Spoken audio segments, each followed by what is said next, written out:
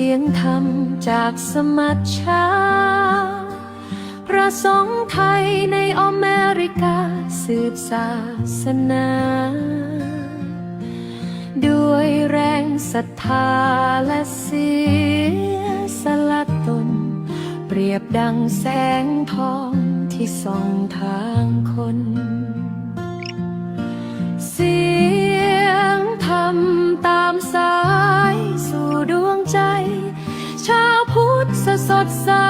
คลายทุกภัยในชีวิตขอ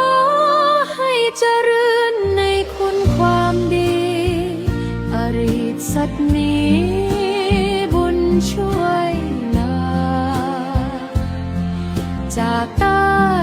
สานเหนือสุดขอบฟ้าเสียงธรรมนี้นำพาความสุขมา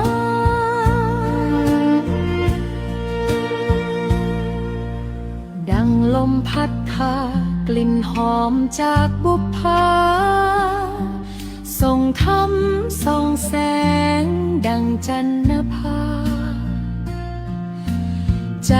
คนรับรู้ดังน้ำเย็นหลั่งไหลเปลี่ยนคืนมืดมิดเป็นรุ่งรุ่นใหม่ขอให้เสียงนี้ดังในใจยาวนานนำสุขสงบสู่ทุกแห่งสถานทุกคนร่วมใจในศรัทธาธรรมแสงทองส่องนำไม่จางไม่คลาย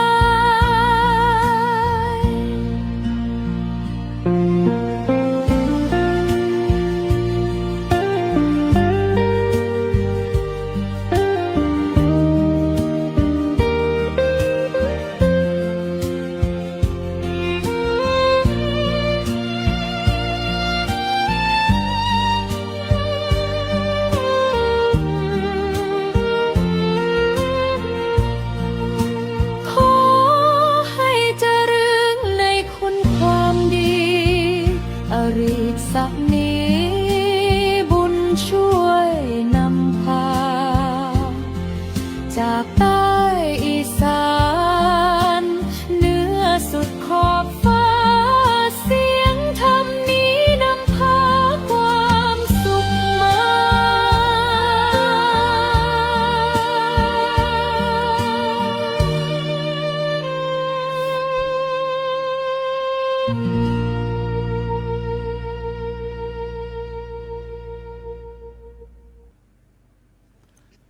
นามัตถุรัตนตยัสสะขอถวายความนอบน้อมแด่พระรัตนตรัยมีพระพุทธรัตนะพระธรรมรัตนะพระสังฆรัตนะกราบถวายความเคารพพระมหาเถระพระเถรานุเถระเจ้าคณะพระสังฆาธิการพระธรรมทูตทั่วทุกมุมแห่งโลกกราบถวายความเคารพและขอโอกาสพระเดชพระคุณหลวงพ่อเจ้าคุณพระเทพวชิรวิเทศประธานสมัชชาทรงไทยในสหรัฐอเมริกาวัดพุทธานุสรณ์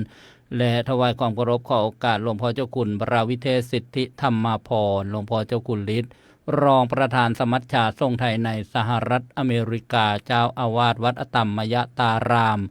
รัฐวอชิงตันสหรัฐอเมริกาผู้เป็นประธานในห้องประชุมรายการสนทนาธรรมออนไลน์เสี่ยงธรรมจากสมัชชาทรงไทยในสหรัฐอเมริกาและครูบาอาจารย์ทุกรูปกับขอโอกาสดำเนินรายการครับก็ความสุขความเจริญในธรรมจงบังเกิดมีแก่ญาติโยมพุทธศาสนิกชนผู้ใจบุญใจกุศลที่สนใจใฝ่ธรรมที่กำลังติดตามรับชมและรับฟังรายการเสียงธรรมจากสมัชชาทรงไทยในสหรัฐอเมริกาโดยพระธรรมทูตต่างประเทศทั่วทุกมุมโลกสมัชชาทรงไทยในสหรัฐอเมริกาฝ่ายเผยแพร่ร่วมกับสถานีวิทยุกระจายเสียงเพื่อการเผยแพร่พระพุทธศาสนา FM 101 เมกะเฮิรตซ์วัดท่าพระยาจักรอำเภออู่ทองจังหวัดสุพรรณบุรีเป็นแม่ข่ายถ่ายทอดสัญญาณไปยังสถานีวิทยุกระจายเสียง พระพุทธศาสนาหลายคลื่นความถี่พร้อมเพรียงกันกับผมอัตมภาพพระสรายุทธสิริสาโรผู้อำนวยการสถานีค่ำคืนวันนี้ได้รับความเมตตาจากครูบาอาจารย์ให้เป็นผู้ดำเนินรายการพบกันอีกเช่นเคยรายการเสียงธรรมจากสมัชชาส่งไทยในสหรัฐอเมริกาเป็นประจำทุกวันอังคารและวันพุธเวลาที่ประเทศไทยเริ่มกันเวลาที่ 20 นาฬิกาเป็นต้นไปประเทศสหรัฐอเมริการัฐแคลิฟอร์เนีย6 นาฬิกานิวยอร์ก9 นาฬิกาประเทศอังกฤษ13 นาฬิกาและบิสเบนออสเตรเลีย23 นาฬิกาค่ำคืนวันนี้พบกันในประเทศไทยก็ค่ำคืนยามเช้าที่สหรัฐอเมริกาบ่ายโมงที่อังกฤษก็แล้วกันได้ญาติโยมวันพระวันธรรมสวนะแรม8 ค่ำเดือน 4 ปีมะเส็งวันพุธที่11 มีนาคมพุทธศักราช 2569 ค่ำคืนวันนี้หัวข้อสนทนาธรรมวัฒนธรรมชาวพุทธไทยก็ขอเจริญพรญาติโยมอีกครั้งหนึ่งเพื่อให้ทราบว่าเป็นรอบถ่ายทอดสดจริงๆเจริญพรโยมสำรวยโหนจากอังกฤษโยมอัครวิทย์โยมโจจากนนทบุรีโยมกนกวรรณอินทันจากหนองคายโยมกอบกุลบัณฑิตจากพัทลุงทุกท่านเลยอนุโมทนาจะได้เจริญพรญาติโยมมากราบนมัสการถวายความเคารพพระเดชพระคุณหลวงพ่อและครูบาอาจารย์พระธรรมทูตค่ำคืนวันนี้รูปแรกได้รับความเมตตาจากหลวงพ่อเจ้าคุณพระวิเทศสิทธิธรรมพรหลวงพ่อเจ้าคุณฤทธิ์รองประธานสมัชชาส่งไทยในสหรัฐอเมริกาฝ่ายเผยแพร่เจ้าอาวาสวัดอตัมมยตารามรัฐวอชิงตันสหรัฐอเมริกาถวายความเคารพครับครับผมรูปต่อมาได้รับความเมตตาจากหลวงพ่อพระครูสุนทรพจนบัณฑิตเจ้าคณะอำเภอขนอมเจ้าอาวาสวัดเจดีย์หลวงอำเภอขนอมจังหวัดนครศรีธรรมราชถวายความเคารพครับรูปต่อมาพระอาจารย์พระมหาปิยะอุตตมปัญโยปรริญญาธรรม9 ประโยคด็อกเตอร์รองเลขาธิการสมัชชาส่งไทยในสหรัฐอเมริกาเจ้าอาวาสวัดโปรดเกตเทศารามอเมริการัฐนิวยอร์กสหรัฐอเมริกาถวายความเคารพครับรูปต่อมาพระอาจารย์พระครูวินัยธรบุญยกรปิยะสีโลรองเจ้าอาวาสวัดไทยธรรมจาริกสังฆวิหารรัฐแคลิฟอร์เนียสหรัฐอเมริกาถวายความเคารพครับภาพด้านล่างข้างกับผมอัตมาภาพหลวงพ่อพระครูรัตนปัญญาวิเทศหลวงพ่อกุ๊กไก่เลขาธิการสมัชชาส่งไทยในสหรัฐอเมริกาเจ้าอาวาสวัดรัตนปัญญาแคลิฟอร์เนียสหรัฐอเมริกาถวายความเคารพครับรูปถัดมาพระอาจารย์ประหลัดประภาสปุญญธรรมโมวัดห้วยจระเข้อำเภอเมืองจังหวัดนครปฐมถวายความเคารพครับและพระอาจารย์พระมหาอภิชาติกรัญยวสีปรริญญาธรรม9 ประโยควัดพุทธจักรมงคลรัตนารามเอสคอนดิโดรัฐแคลิฟอร์เนียสหรัฐอเมริกาถวายความเคารพครับและยังมีอีก1 รูปที่ท่านติดศาสนกิจจะเข้ามาอีกสักคู่หนึ่งก็คือพระอาจารย์พระครูประหลัดอัฏฐสิทธิ์อริยเมธีเจ้าอาวาสวัดโนนงิ้วเจ้าคณะตำบลห้วยหินเขต 1อำเภอหนองห้องจังหวัดบุรีรัมย์ถวายความเคารพครูบาอาจารย์ทุกรูปอีกครั้งหนึ่งครับกราบขอความเมตตาหลวงพ่อเจ้าคุณพระวิเทศสิทธิธรรมพรได้เปิดการสนทนาค่ำคืนวันนี้วัฒนธรรมของชาวพุทธไทยด้วยความเคารพครับก็ถวายความเคารพพระเดชพระคุณพระเทพวชิรวิเทศประธานสมัชชาสงฆ์ไทยในประเทศสหรัฐอเมริกาวัดพุทธานุสรณ์พระเถรานุเถระเพื่อนพระธรรมทูตทั่วโลกและพระวิทยากรทุกรูปครับผมก็ญาติโยมที่รับชมรับฟังอยู่ทางบ้านในหัวข้อวันนี้เนี่ยมันค่อนข้างจะพาขึ้นนะพาขึ้นกับบ้านผมก็เรียกพาขึ้นคือว่ามันเป็นหัวข้อที่ได้ความพยายามกันมา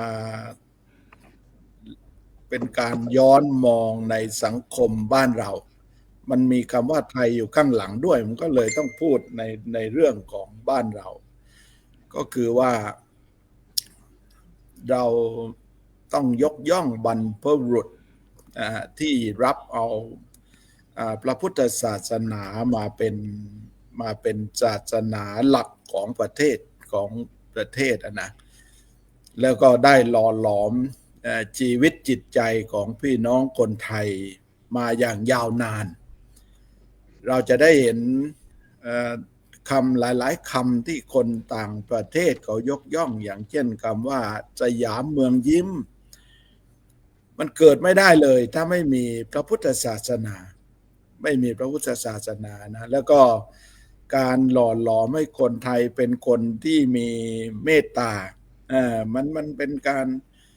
พุทธศาสนาเนี่ยสร้างให้คนไทยเป็นคนที่มีเมตตาแล้วก็ให้คนไทยเนี่ยเป็นคนที่มีความกตัญญูกตเวทีมีความอดทนแล้วก็เป็นคนใจบุญสุนทานนะใจบุญสุนทานก็มีการสำรวจว่าคนไทยเราเนี่ยเป็นคนที่มีใจบุญสุนทานรองจากประเทศพม่านะ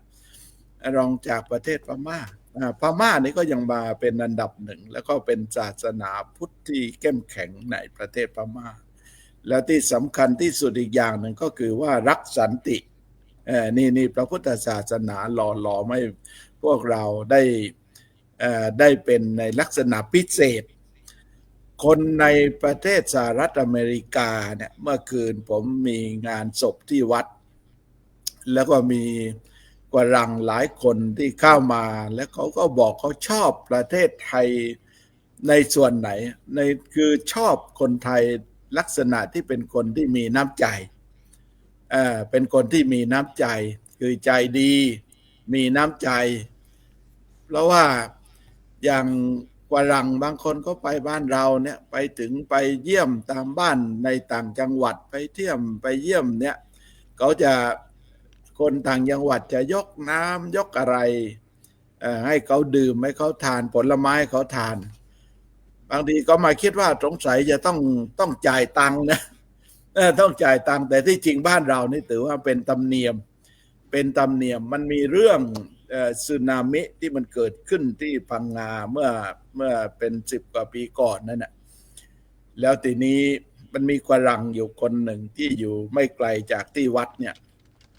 เขาไปสูญเสียครอบครัวซึ่งเขารักมากนะเขาไปสอนภาษาแล้วก็ในครอบครัวนั้นก็เสียชีวิตทั้งพ่อแม่ลูกอะไรก็เสียชีวิตหมดเลยแล้วเขาก็กลับมาอเมริกาเนี่ยก็ยังมาร้องห่มร้องไห้มาวัดทีไรเขาก็ยังนึกถึงเป็น10 ปีแล้วก็ยังมาร้องไห้นะเขาก็รักครอบครัวนั้นมากเขาบอกว่าเป็นครอบครัวที่ดีเป็นครอบครัวที่มีน้ำใจก็ในขณะที่เกิดเหตุนะขณะที่เกิดเหตุคนที่ประสบอุบัติเหตุหรือว่าประสบภัยเนี่ยเขาก็เดินไม่มีรองเท้าคนไทยยังบริจาครองเท้าที่ตัวเองสวมใส่เนี่ยให้เขายังซาบซึ้งมากแล้วมีคนก็ตำหนิว่าโอ้คณะสงฆ์ไม่ลงไปร่วมเลยเขาบอกว่าคณะสงฆ์เนี่ยไม่ลงไปช่วยไม่ลงไปร่วมเลยมีท่านหลวงพ่อท่านเจ้าคุณในสมัยนั้นน่ะท่านเจ้าคณะภาคในสมัยนั้นท่านก็บอกว่าที่จริงพระก็ลงนะแต่ว่าพระเนี่ยเป็นคนที่ประชาสัมพันธ์ไม่เป็นพระเราเนี่ยประชาสัมพันธ์ไม่เป็นก็โดนเขาตำหนิมาอย่างนี้นะฟังให้ดีนะพระวิทยากรทุกรูปเราในประชาสัมพันธ์ไม่เป็นเขียนรายงานไม่เป็นประแจงนักข่าวไม่เป็นนี่เป็นอย่างนี้นะแล้วแต่ท่านก็บอกว่าพุทธศาสนาพระสงฆ์เนี่ยได้ทำหน้าที่หล่อหลอมให้คนไทยเราเป็นคนมีเมตตาเป็นคนเสียสละมาอย่างยาวนานเราได้ทำหน้าที่มายาวนานแล้วที่พอมีเหตุการณ์อะไรเกิดขึ้นเนี่ยคณะสงฆ์เราลงไปช่วยเหลือญาติโยมก็ลงไปช่วยเหลือมันเกิดจาก การทำหน้าที่ของคณะสงฆ์เกิดการทำหน้าที่ในการประกาศหลักธรรมคำสอนให้คนในชาติเนี่ยเขาเป็นนักเสียสละครับผมจะขึ้นครับผมถ้าพูดถึงเรื่องนี้ ผมก็ขอจบตรงนี้ก่อนครับครับผมครับ กราบขอบพระคุณครับหลวงพ่อเจ้าคุณฤทธิ์แหมไม่รู้ว่า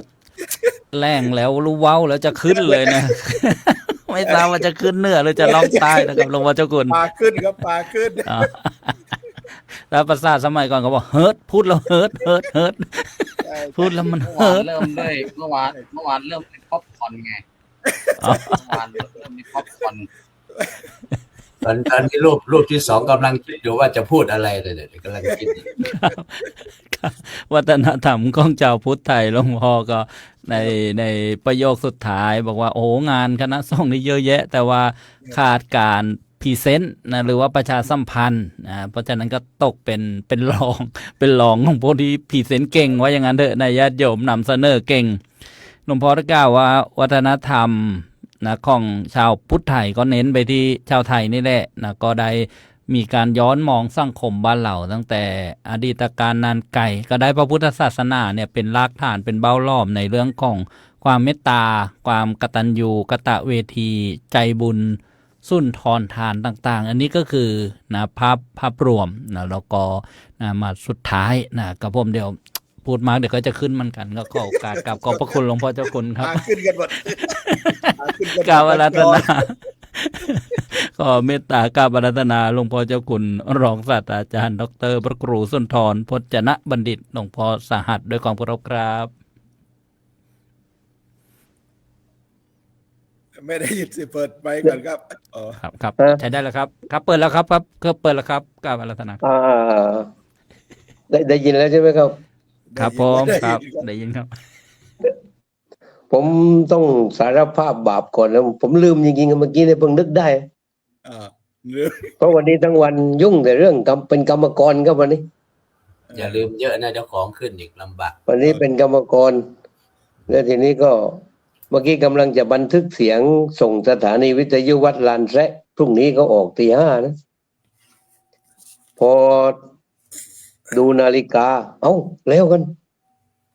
วันนี้เขามีออกอีกครั้งหนึ่งนี่นะว่างั้นนะก็เลยต้องวางเรื่องโน้นไว้ก่อน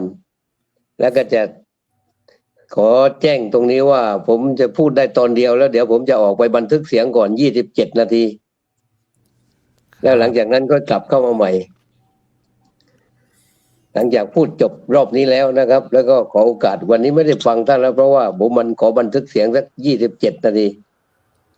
เพราะเขามีเวลา30 นาทีหัวท้าย ขออนุญาตประธานก่อนขออนุญาตประธาน ประธานขออนุญาตไม่ได้แกกำลังขึ้นอยู่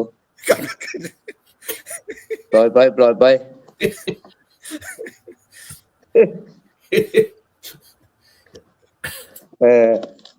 ก็จริงๆผมว่าที่ท่านเจ้าคุณได้เกริ่นมาว่าคณะสงฆ์ทำงานมากเนี่ย แล้วก็ขาดอะไรต่ออะไรเนี่ยนะที่ว่าญาติโยมไม่ค่อยรู้เนี่ยผมว่ามันรู้แต่ในกลุ่มพวกเราเนี่ยมันไม่ได้หรอกเพราะว่าองค์กรสำคัญนี่คือถ้าเราไปทำเราไปประกาศ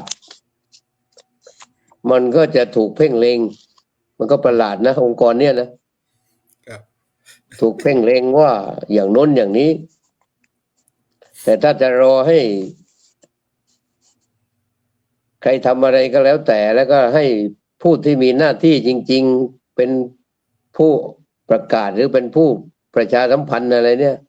ก็อย่างที่ท่านเจ้าคุณได้รับเสียงสะท้อนมาจากญาติโยมแต่ก็ไม่รู้จะทำยังไงนะครับเพราะว่า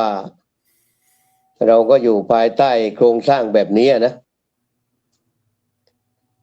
สำหรับวันนี้วัฒนธรรมชาวพุทธไทยก็จริงๆวัฒนธรรมในความรู้สึกผมนะครับว่าก็คือลักษณะเด่นนะครับผมว่านะคำว่าวัฒนธรรมเนี่ยผมไม่แปลเป็นวิชาการนะ เอาความหมายมาเลยว่าวัฒนธรรมนี่คือลักษณะเด่นก็แล้วกัน เหมือนกับเป็นสิ่งที่สังเกตได้แล้วก็เห็นได้ชัด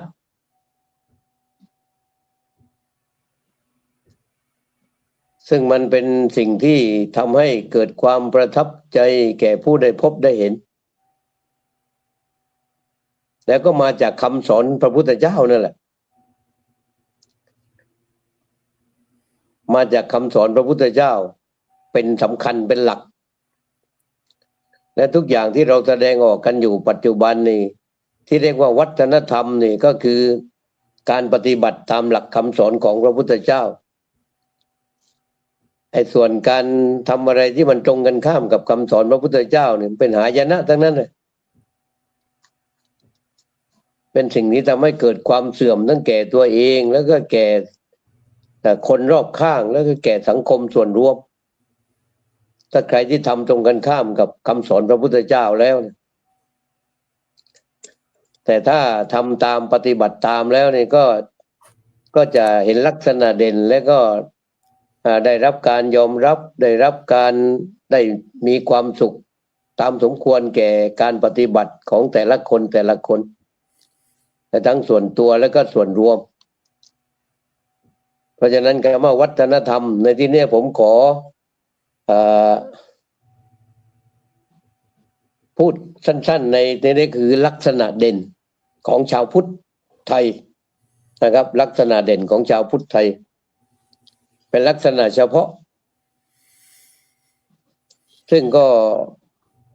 ความจริงลักษณะชาวพุทธเนี่ยมันไม่ต่างกันมากนะครับชาวพุทธที่มาเริ่มต้นเลยจากพระพุทธเจ้าเลยเนี่ยจะเป็นชาวพุทธดั้งเดิมหรือชาวพุทธในประเทศพม่าในประเทศศรีลังกาหรือแม้กระทั่งในประเทศอินเดีย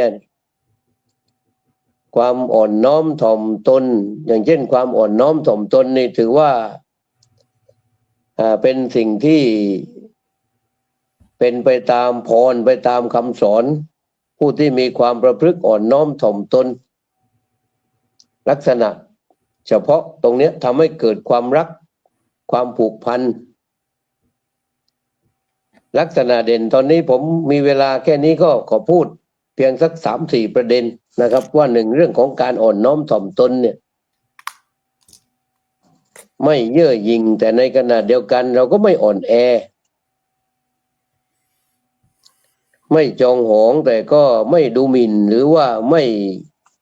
แสดงอาการเกรี้ยวกราดหรือให้เกิดความหมั่นไส้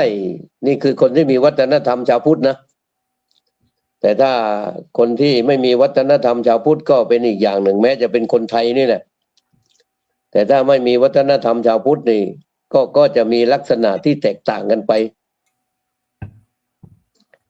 ความอ่อนน้อมถ่อมตนทำให้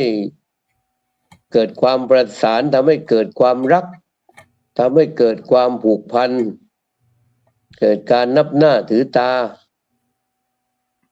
แล้วก็ได้รับการยอมรับผู้น้อยก็ได้รับการความรักความเมตตาจากผู้ใหญ่ผู้ใหญ่ก็ได้รับการยอมรับจากผู้น้อยนั่นคือลักษณะที่หนึ่งเท่าที่สังเกตเพราะว่าผมนี่ถ้าพูดผมก็เป็นพวกถ้าพวกเจเนอเรชันก็คือพวกเบบี้บูมเมอร์นะผมนะเกิด2497เนี่ยเด็กรุ่นผมนี่เดินผ่านหน้าผู้ใหญ่นี่ต้องขอทางนะครับแล้วก็ก้มหรือไม่ก็บางทีก็ต้องคลานไปเลยเดินผ่านหน้าผู้ใหญ่นี่ต้องขอทางไปแล้วก็เดินอย่างก้มหรือไม่ก็คุกเข่าเดินไปเลยผ่านหน้าผู้ใหญ่ผ่านหน้าผู้สูงอายุถ้าท่านเหล่านั้นนั่งอยู่นะหรือถ้าเดินทางหลังข้ามหลังเนี่ยก็ต้องขอทางขออนุญาตขอโทษแล้วก็เดินก้มตัวไปผมถือว่าเป็นคนแก่นะครับผมอ่ะไม่ใช่เย็นวายเย็นซื้อเย็นอันฟ้าอันฟงอะไรต่างๆนานามันไม่ใช่แล้วเขาบอกว่าไม่แก่ก็ไม่รู้จะว่ายังไงล่ะเย็นผมนี่มันเย็นเบบี้บูมเมอร์น่ะ มันอยู่ในกลุ่มนั้นนะครับ กลุ่มผมเนี่ยของผมเนี่ยเพราะฉะนั้นความอ่อนน้อมถ่อมตนนี่จะมาก่อนเลย ปู่ย่าตายายสอนนี่ผมนี่ย่าเลี้ยงผมดูอุ้มผม แล้วในขณะที่ผมเอามือไปจับแก้มย่าไปจับไหนต่อไหนนี่ย่าไม่ว่าแล้วแถมหัวเราะแก๊กแต่พอเราเอามือไปจับหัวย่าตีมือทันทีครับย่าตีมือเลยบอกว่าอย่าจับหัวย่าอย่าเล่นหัวย่าอย่าคลำหัวย่าเป็นบาปโอ้ครับแล้วก็แม้กระทั่งการพูดการจาต้องพูดคำไพเราะพูดพระพูดครับพูดผมอะไรพวกเนี้ยซึ่งมันก็เป็นลักษณะหนึ่งที่เราได้รับมาจากพระพุทธศาสนานั่นน่ะนี่คือลักษณะแรกเลยนะครับที่ว่าลักษณะเด่นของชาวพุทธเราคนที่มีวัฒนธรรมที่คนที่มีวัฒนธรรมชาวพุทธก็คือความอ่อนน้อมถ่อมตนถ่อมตนไม่ได้หมายถึงอ่อนแอแต่หมายถึงว่าเป็นการให้เกียรติเป็นการเคารพซึ่งกันและกันส่วนประเด็นที่สองก็คือมีความโอบอ้อมอารีครับซึ่งตัวเนี้ยมันทำให้เกิดความประทับใจแก่นั่นอย่างเมื่อกี้ท่านเจ้าคุณก็ปรารภมาตั้งแต่ต้นก่อนที่ของจะขึ้นนะครับปรารภว่าฝรั่งที่มาเจอสึนามิซึ่งสึนามิตอนนั้นเนี่ยผมก็ลงไปนะครับไม่ใช่ผมไม่ไปไม่ใช่ผมก็ลงไปกับท่านเจ้าคุณเจ้าคณะภาคพระธรรมวิมลโมลีครับเจ้าคณะภาคไปอยู่นั่นเลยถ้าพูดแล้วนี่ครับผมไปเดินนับศพได้นับไปนับมาผมเวียนหัวนับไม่จบแล้วกลิ่นแม่เจ้าประคุณเลยนะครับแล้วเราก็ได้เห็นว่าไอ้คนที่มาออกข่าวมันไม่ได้ลงไปเลยพูดแล้วเนี่ยมันฟังข่าวจากเพื่อนแต่มันมาพูดทีวีนั่นคือชาวบ้านส่วนคนที่ไปจริงๆที่อยู่จริงๆนี่เขาไม่ได้ออกข่าวเลยนะก็นั่นแหละ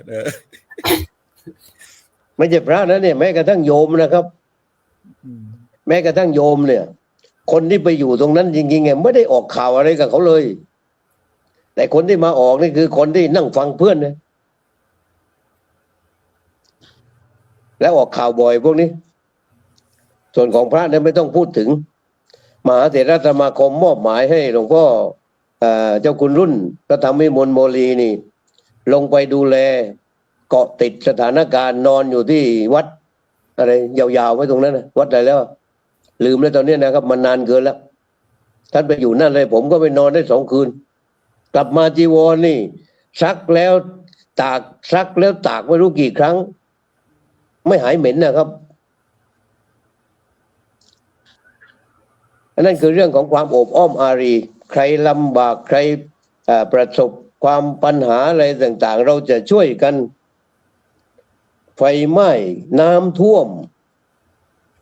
ราชการต้องรออะไรนะรอระเบียบต้องปฏิบัติตามระเบียบโน่นนั่นนี่แต่ว่าชาวพุทธเรานี่พอรู้ข่าวปุ๊บนี่เอาแล้วจนกระทั่งบางคนพวกมิจฉาชีพทั้งหลายก็เลยเป็นช่องทางหากินอย่างหนึ่งอันนี้มันมีเป็นดาบ2 คมอยู่แต่ว่าในส่วนที่เป็นลักษณะเฉพาะก็คือว่ามีความโอบอ้อมอารีอยากช่วยเหลือเห็นใครเป็นทุกข์ก็มีความกรุณานะเพราะมันมีฐานคือเมตตาอยู่แล้วนะมีฐานคือเมตตาแต่ว่าใครได้ประสบทุกข์ประสบความลำบากก็มีความกรุณาอยากที่จะให้เขาช่วยบรรเทาความทุกข์ความเดือดร้อนตรงนั้นซึ่งลักษณะอย่างเนี้ยสำหรับเป็นลักษณะที่เด่นมากสำหรับชาวพุทธเราชาวพุทธไทยส่วนพี่น้องศาสนาอื่นศาสนิกอื่นนี่เขาก็มีแต่ต้องเป็นเรื่องเป็นราวเป็นขั้นเป็นตอนเยอะแยะมากกว่าชาวพุทธเราครับนั่นคือประเด็นที่2มีความโอบอ้อมอารีและก็ยิ้มแย้มแจ่มใสแสดงถึงความมีเป็นมิตร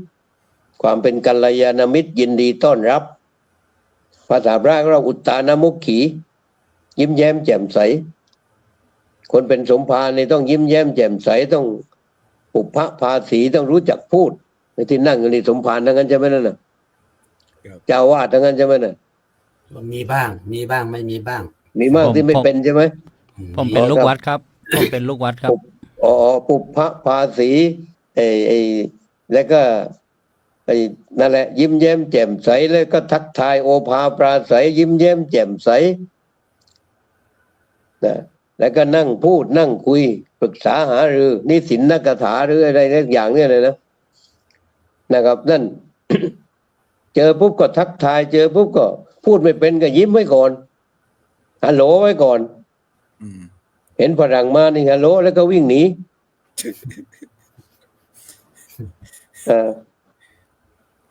พอเขาจะถามจริงๆแล้วพูดไม่ได้ไปก่อนแล้ว แต่ว่าฝรั่งมาเจอคนไทยแล้วนี่ ไม่มีความรู้สึกว่าน่าเกรงขามหรือน่าหวาดกลัว คนต่างชาติมานี่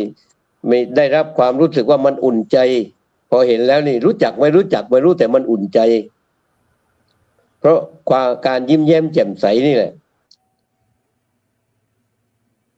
แล้วก็มีจิตใจเมตตาอย่างที่ว่าเนี่ยอยากที่จะให้คนได้พ้นความทุกข์ได้มีความสุข อย่างตอนนี้เราก็ช่วยกันแผ่เมตตาช่วยกัน เพื่อที่จะให้สงคราม มันสงบไปสักที เพราะว่าคนก็ตาย เศรษฐกิจก็ยากลำบาก มันกระทบไปหมด ครับนี่ลักษณะเด่นที่สำหรับรอบนี้นะครับสำหรับรอบนี้ก็คิดว่าพอสมควรแก่เวลาโดยย่อๆเพราะว่ายังมีท่านอีกหลายท่านตอนนี้ก็20:30แล้วเดี๋ยวท่านผู้ดำเนินรายการรู้สึกว่าจะเหลือบมองนาฬิกาหลายครั้งแล้วนะครับอย่างดีว่าไม่เคาะระฆังนะผมขอยุติตรงนี้ก่อนนะครับแล้วก็ขอออกจากช่องนี้ก่อนแล้วเดี๋ยวผมบันทึกเสียงเสร็จแก้กลับเข้ามาใหม่ถ้ายังไม่จบนะครับครับขอบคุณมากครับ กราบขอบพระคุณถวายความเคารพหลวงพ่อพระครูสุนทรพจนบัณฑิตอย่างสูงครับที่เมตตาได้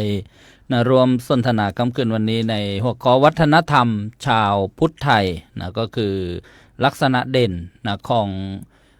การเป็นอยู่ของเรานี่แหละกล่าวโดยสรุปนี่เรียกว่าเป็นลักษณะเด่นแต่ถ้าใครทำตรงกันข้าม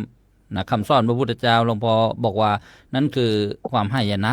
ที่กล่าวว่าลักษณะเด่นก็คืออ่อนน้อมไม่อ่อนแอรู้จักท่อมตัวนี่เรียกว่าหลวงพ่อได้กล่าวมาเราก็ยังได้มีปกิณกะในสมัยเก่าก่อนนู้นสึนามิพุทธศักราช2547ก็พ่อมาตมาภาพนั้นไปเดินป่าออกมาก็งงว่าเกิดอะไรขึ้นนี่ก็ลำลึกถึงวัฒนธรรมการช่วยเหลือกันก็ได้ก็เป็นลักษณะเด่นแล้วก็ถ้าอยากจะเห็นเด่นๆนี่ตอนไปอินเดียเห็นเด่นเลยนี่คนไทยมาแล้ว เด็กที่มาก็เงินนี่รู้เลยลักษณะเด่นของคนไทยไปเหอะได้หมดแหละแจกทานช่วยเหลือสงสารไปหมดเลยแต่ถ้าสังเกตชาวพุทธประเทศอื่นๆเด็กก็จะไม่วิ่งเข้าหาก็รู้ก็กลับขอบพระคุณหลวงพ่อครับครับรัตนาพระอาจารย์ผมขอออกไปสักระยะเนี่ย30 นาทีนะครับครับผม ครับผมเพราะว่าเดี๋ยวมันจะดึกไปบันทึกเสียงแล้วมันจะง่วงนอนครับเดี๋ยวขอนิมนต์เข้ามาใหม่นะครับครับผมขอบคุณครับครับรัตนาพระอาจารย์พระมหาปิยะด้วยความเคารพครับครับขอโอกาสพระเดชพระคุณพระวิเทศสิทธิธรรมพรประธานในที่สนทนาครูบาอาจารย์เพื่อนพระธรรมทูตที่เคารพทุกรูปนะครับวันนี้ก็มาพูดถึงวัฒนธรรมชาวพุทธไทยจริงๆแล้วคำว่าวัฒนธรรมเนี่ยในความหมายที่แปลก็คืออันนี้แปลส่วนตัวบอกว่าแปลว่าธรรมะในการพัฒนาชีวิตก็คือธรรมะในพุทธศาสนานี่แหละที่บรรพบุรุษหรือว่าโบราณอาจารย์ท่านนำมาเป็นหลักในการพัฒนาชีวิตในการนำสังคมถ้าเราไปดูความหมายคำว่าวัฒนธรรม ในภาษาอังกฤษนี่ก็จะมีด้วยกันหลายความหมาย แต่สิ่งหนึ่งที่สำคัญนะเขาบอกว่าเป็นการเรียกว่า social order นะทำยังไงจะให้คนที่อยู่รวมกันนี้มีความสมัครสมานสามัคคีซึ่งก็เป็นเรื่องที่เกี่ยวข้องกับชีวิตของเราตั้งแต่เกิดจนกระทั่งตายนะครับ ในสมัยที่อยู่อินเดียนะที่วัดไทยพุทธคยาเนี่ยนะหลวงพ่อเจ้าวาดนี่ท่านได้ขออนุญาตในหลวงรัชกาลที่ 9นำนะภาพจิตรกรรมฝาผนังเกี่ยวกับเรื่องประวัติพระมหาชนกไปติดไว้ ก็ให้ศิลปินเขาทำภาพออกมาสวยงามนะเรียกว่าเป็นหน้าเป็นตานะของชาวพุทธไทยนะคนเดินทางมาไม่ว่าใครมาก็จะมาดูภาพจิตรกรรมฝาผนังที่โบสถ์วัดไทยพุทธคยานะผมก็ไปดูแล้วก็ได้คำอยู่3คำนะซึ่งเป็นการสรุปเกี่ยวกับวัฒนธรรมนะซึ่งนักปราชญ์ก็คือในหลวงรัชกาลที่ 9เนี่ยท่านสรุปออกมาถือว่าเป็นภูมิปัญญาที่สำคัญมันมีคำอยู่3คำก็คือ1คำว่าอนุรักษ์2คำว่าปฏิบัตินะ3คำว่าพัฒนาอนุรักษ์ปฏิบัติพัฒนานะก็คือคำว่าอนุรักษ์ก็คือสิ่งไหนที่มันเป็นสิ่งที่ดีที่บรรพบุรุษของเรานะได้ส่งต่อมาที่เราก็ควรจะอนุรักษ์รักษาไว้อย่าให้มันสูญหายไปนะอันที่2ก็คือปฏิบัติสิ่งไหนที่มันดีอยู่แล้วนะก็ให้ปฏิบัติตามได้เลยปฏิบัติต่อไปเรื่อยๆอย่าให้มันสูญหายไปแล้วก็อันที่3ก็คือพัฒนาบางสิ่งบางอย่างถ้ามันเถอะทะนะมันนะเรียกว่าฟั่นเฟือหรือว่ายุ่งยากฟุ่มเฟือยเราก็อาจจะตัดต่อแต่งเติมทำยังไงให้มันออกมาสวยให้มันเข้ากับยุคกับสมัยนะอย่างเช่นวัฒนธรรมการทำบุญงานศพในสมัยก่อนนี่โอ้โหสวด4จบนะเรียกว่าคนมาฟังนี่แทบจะเรียกว่าไม่ได้ไปทำอะไรเลยแต่ทุกวันนี้นะก็เรียกว่าได้ทั้งทำบุญแล้วก็บำเพ็ญกุศลก็คือว่าสวด1จบแล้วก็มีเทศด้วยแล้วเรียกว่าให้ปัญญาแก่ผู้มาฟังด้วยอันนี้ก็ถือว่าเป็นการพัฒนาให้มันดีขึ้นนะซึ่งในสมัยที่อยู่ที่อินเดียนี่มีตัวอย่างหนึ่งที่สำคัญก็คือพระเดชพระคุณพระสุเมธาธิบดีอดีตเจ้าวาดรูปที่2ของวัดไทยพุทธคยานะครับในสมัยที่ท่านได้รับบัญชาจากกรรมการมหาเถรสมาคมเนี่ยคณะสงฆ์ไทยให้ไปปฏิบัติศาสนกิจเป็นเจ้าวาดอยู่ที่วัดไทยพุทธคยานี่ท่านได้ไปเรียกว่าแนะนำหรือว่านำเสนอวัฒนธรรมการสวดมนต์ให้กับชาวพุทธที่อินเดียนะครับซึ่งเป็นชาวพุทธใหม่นี่พระที่อยู่ที่นั่นท่านไม่รู้จักสวดมนต์ทำวัดเช้าเย็นนะครับนะหลวงพ่อท่านก็ไปนะพาเขาสวดที่ใต้ต้นโพนะสวดทำวัดเช้าทำวัดเย็นต่อมาก็เลยกลายเป็นวัฒนธรรมที่ดีของชาวพุทธ มีการสวดมนต์ร่วมกันที่ใต้ต้นโพอันนี้ก็ถือว่าเป็นการเรียกว่ารักษาอนุรักษ์หรือว่าการนำเสนอวัฒนธรรมที่ดีของชาวพุทธจริงๆแล้ววัฒนธรรมของชาวพุทธนี่มีหลายสิ่งหลายอย่างที่ดีนะครับซึ่งถือว่าเป็นการที่เราได้รู้รักสามัคคีเพราะว่าถ้าไม่มีวัฒนธรรมไม่ว่าจะเป็นวัฒนธรรม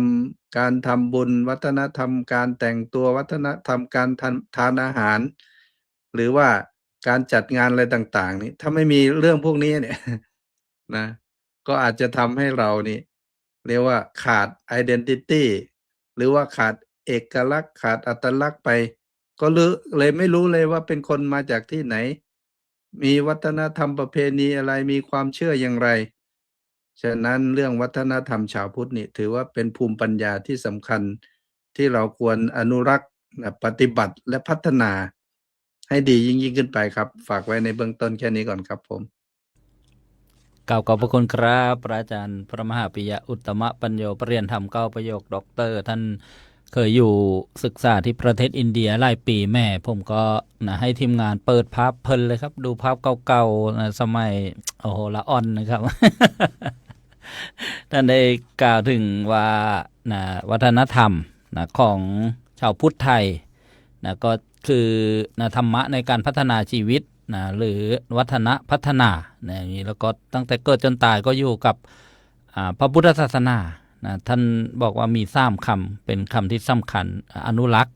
ก็คือรักษาไว้แล้วก็ปฏิบัติแล้วก็พัฒนาให้เหมาะสมให้เหมาะสมยกตัวอย่างท่านก็บรรยายเป็นภาพที่มองง่ายๆเช่นการจัดงานบำเพ็ญกุศลศพหรือญาติโยมจะมองว่าส่วนมากเราจะเป็นผู้รับแล้วก็ต้องใช้ปัญญาที่อ้างอิงกับพระพุทธศาสนาแล้วก็พัฒนาแล้วว่าปรับปรุงให้เหมาะสมกับเราสมัยก่อนเช่นยกตัวอย่างเรื่องช้อนกับซ่อมเนี่ยเราก็รับมาแล้วเราก็ปรับปรุงเราก็ใช้ให้เหมาะสมกับบริบทของเราแล้วก็สืบส่งไม้ต่อนี่ก็กราบขอบพระคุณอีกครั้งหนึ่งนะครับกับรัตนาพระอาจารย์พระครูวินัยธรบุญยกรปิยสีโลซึ่งทราบว่ามีศาสนกิจที่จะต้องปฏิบัติขอกับอาราธนาครับโอกาสถวายความเคารพพระคุณพระพุทธสิทธิธรรมพรคณะสงฆ์ผู้ร่วมสนทนาธรรมทุกรูปนะครับและขอเจริญพรเจริญสุขเจริญธรรมท่านสาธุชนทั้งหลายที่รับฟังรายการในขณะนี้แล้วก็ย้อนหลังก็ตามฝากกดไลค์กดแชร์อนุโมทนาสาธุการแจ้งข่าวสารสาระดีๆนี้ประชาสัมพันธ์งานดีๆนี้ไปยัง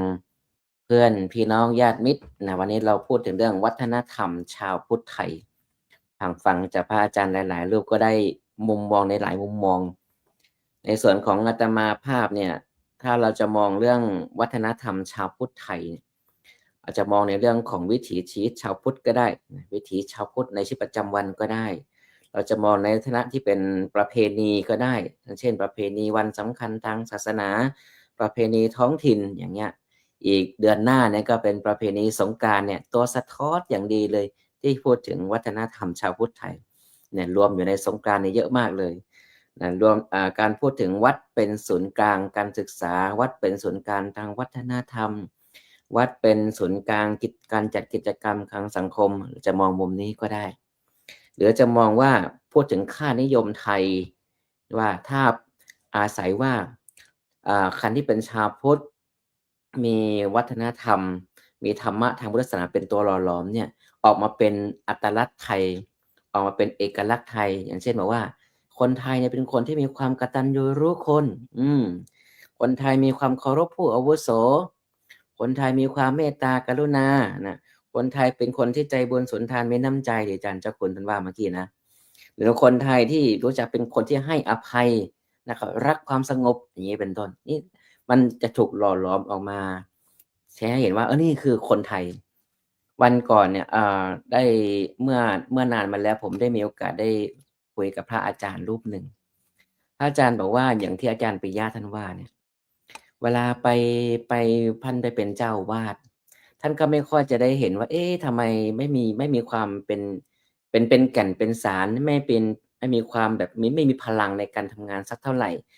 ต่างคนต่างอยู่โยมก็ต่างคนต่างอยู่พระก็ต่างคนต่างอยู่ก็นี่มันมีวัฒนธรรมอะไรบ้างทางชาวพุทธทางพุทธศาสนาเนี่ยที่จะมาเป็นตัวช่วยทำให้พระสงฆ์ทำให้ญาติโยมได้ทำกิจกรรมร่วมกันเป็นสังฆสามัคคีได้ท่านก็เอารูปแบบการทำวัดสวดมนต์เนี่ยนะครับไปใช้ก็มีการทำวัดสวดมนต์เนี่ยอย่างที่พระอาจารย์ปิยะท่านว่าเนี่ยเราจะเห็นว่าชาวพุทธของเราเนี่ยที่เราจะได้เห็นเอาธรรมะมาใช้ในปัจจุบันก็คือการทำบุญใส่บาตรอันนี้ก็ใช้ได้เหมือนกันตื่นมาปั๊บก็เตรียมทำบุญใส่บาตรแล้วนะอันที่2คือการไหว้พระสวดมนต์อันนี้เราทำเป็นประจำอย่างถ้าเห็นว่าอย่างวัดที่ผมเนี่ยก็จะพยายามให้พระอาจารย์คณะสงฆ์ญาติโยมได้ทำวัดสวดมนต์เช้าเย็นพร้อมกันเพื่อจะเป็นการสร้างสังฆสามัคคีไปด้วยกันฉันด้วยกันทำวัดด้วยกันทำกิจกรรมร่วมกันเนี่ยก็สร้างความสามัคคีไปในตัวแล้วชาวพุทธเนี่ยยึดหลักศีล 5เราจะพยายามจะไม่เบียดเบียนใครก่อนแต่ถ้าใครเบียดเบียนเราก็สู้รักสงบแต่รบไม่ขาด อะไรประมาณนี้ครับแต่เราก็เป็นคนสู้คนคราวนี้มาพูดถึงในสังคมปัจจุบันบ้างครับ เดี๋ยวนี้วัฒนธรรมอย่างเมื่อก่อนเมื่อกี้อาจารย์สหัสท่านบอกว่า ตอนเป็นเด็กเนี่ยเวลาเราเดินผ่านผู้ใหญ่เนี่ยมันจะต้องแบบอ่อนน้อมถ่อมตนผมก็ถูกสอนมาแบบนั้นเหมือนกันครับในมารยาทไทยครับวิชามารยาทไทยอยู่ในสร้างเสริมลักษณะนิสัยครับอาจารย์เมื่อก่อนมีสอนกราบแบบไหนเดินแบบไหนเดินผ่านผู้ใหญ่ต้องก้มแบบไหนต้องประนมมือแบบไหนนะอาจารย์ประภาสครับไปสอนเด็กๆไม่รู้ยังสอนอยู่หรือเปล่านะก่อนถ้าถูกสอนมาอย่างนั้นจริงๆทำให้เรามีความเคารพมีความอ่อนน้อมถ่อมตนไปก็ลามาก็ไหว้เนี่ยมีความเคารพต่อผู้ใหญ่นะเมื่อวานนั่งรถอูเบอร์ไปโรงเรียนเวลาถามว่าเป็นคนไทยหรือเปล่าเนี่ยเห็นปั๊บอ๋อนี่เป็นคนไทยนี่เป็นพระไทยคุณเป็นพระไทยใช่ไหมใช่แล้วคุณเป็นคนไทยนะใช่เนี่ยเขาก็บอกว่าเขาถามมาแล้วถ้าบอกว่าทักทายกันว่ายังไงเขาบอกสวัสดีเขาก็ทักทายเราด้วยการสวัสดีประนมมือชาวต่างชาติเขารู้เลยครับว่าในการประนมมือและกล่าวคำว่าสวัสดีนี่คือการทักทายแบบไทยเป็นมารยาทไทยครับแล้วถามว่าถ้าจะบอกว่าพบกันลาก่อนนะแล้วพบกันใหม่ว่ายังไงเขาก็ถามเราอีกแล้วก็สอนเข้าไปภาษาไทยมันก็เป็นเรื่องของวัฒนธรรมไทยไปในตัวด้วยก็ยังใช้ประโยชน์ได้คราวนี้มาสังคมปัจจุบันเนี่ยเราเอาสื่อเทคโนโลยีเข้ามาเกี่ยวข้องเยอะมากโดยเฉพาะสื่อ AI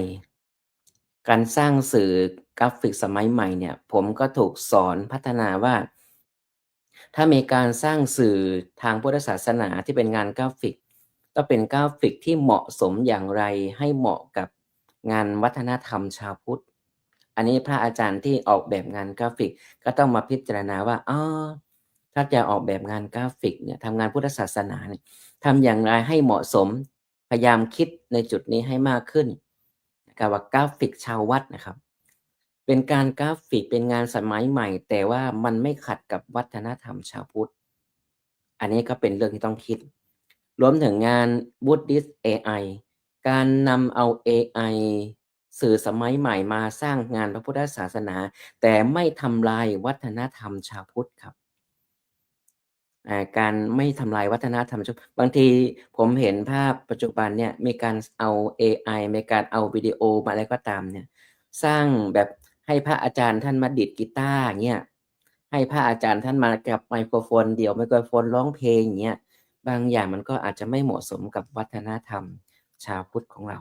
อันนี้ก็จะฝากไว้เป็นข้อคิดไว้อาจจะไม่มีสาระมากมายแต่ว่าเป็นการจุดประเด็นหนึ่งว่าปัจจุบันเนี่ยสื่อสมัยใหม่มีส่วนสำคัญอย่างหนึ่งที่มาทำลายวัฒนธรรมชาวพุทธของเราไปมากพอสมควรเพราะเราก็ต้องช่วยระหว่างตัวนี้ถ้าจะสร้างสื่อก็จะสร้างสื่อยังไงให้ไม่ทำลายวัฒนธรรมของชาวพุทธของเราขอบคุณมากครับผมกับขอบพระคุณครับพระอาจารย์พระครูวินัยธรบุญยกรปิยะสีโลสร้างสื่อนะต้องสร้างสรรค์นะต้องอย่าทำลายประเพณีของเรานะโดยเฉพาะในยุค AI เครื่องไม้เครื่องมืออะไรต่างๆเราจะมองนะพระพุทธศาสนาหรือว่าพระภิกษุในพระพุทธศาสนาเนี่ยเป็นโจ๊กเป็นตลกอะไรนั้นไม่ควรอันนี้แหละนะเป็นวัฒนธรรมที่เรายึดถือกันมานะครูบาอาจารย์หรือว่าพ่อแม่ปู่ย่าตายายบอกว่าพระท่านเนี่ยเป็นหนึ่งในพระรัตนตรัยนะหรือภาษาชาวบ้านก็เรียกว่าอยู่บนหิ้งนะอย่าเล่นอย่าเอาลงมาเล่น ของที่กราบไหว้บูชาสักการะแล้วก็นับเนื่องกันท่านก็บอกว่าเป็นค่านิยมแล้วก็พยายามนะวัฒนธรรมของเราเช่นทำวัดรักษาศีลห้านะอย่างนี้เป็นต้นกับขอบพระคุณอนุโมทนาครับกราบรัตนาพระอาจารย์พระมหาอภิชาติกรัญยวสีเปลี่ยนธรรม9ประโยคด้วยความเคารพครับกราบถวายความเคารพพระเถรานุเถระคณะพระวิทยากรทุกรูปซึ่งมีท่านอาจารย์เจ้าคุณพระวิเทศสิทธิธรรมาภรณ์เป็นประธานแล้วก็ขอเจริญพรญาติโยมสาธนิกชนพุทธศาสนิกชนทุกคนทุกท่านที่รับฟังอยู่ทั่วทุกมุมโลก เคยพูดไปก่อนหน้านี้ว่า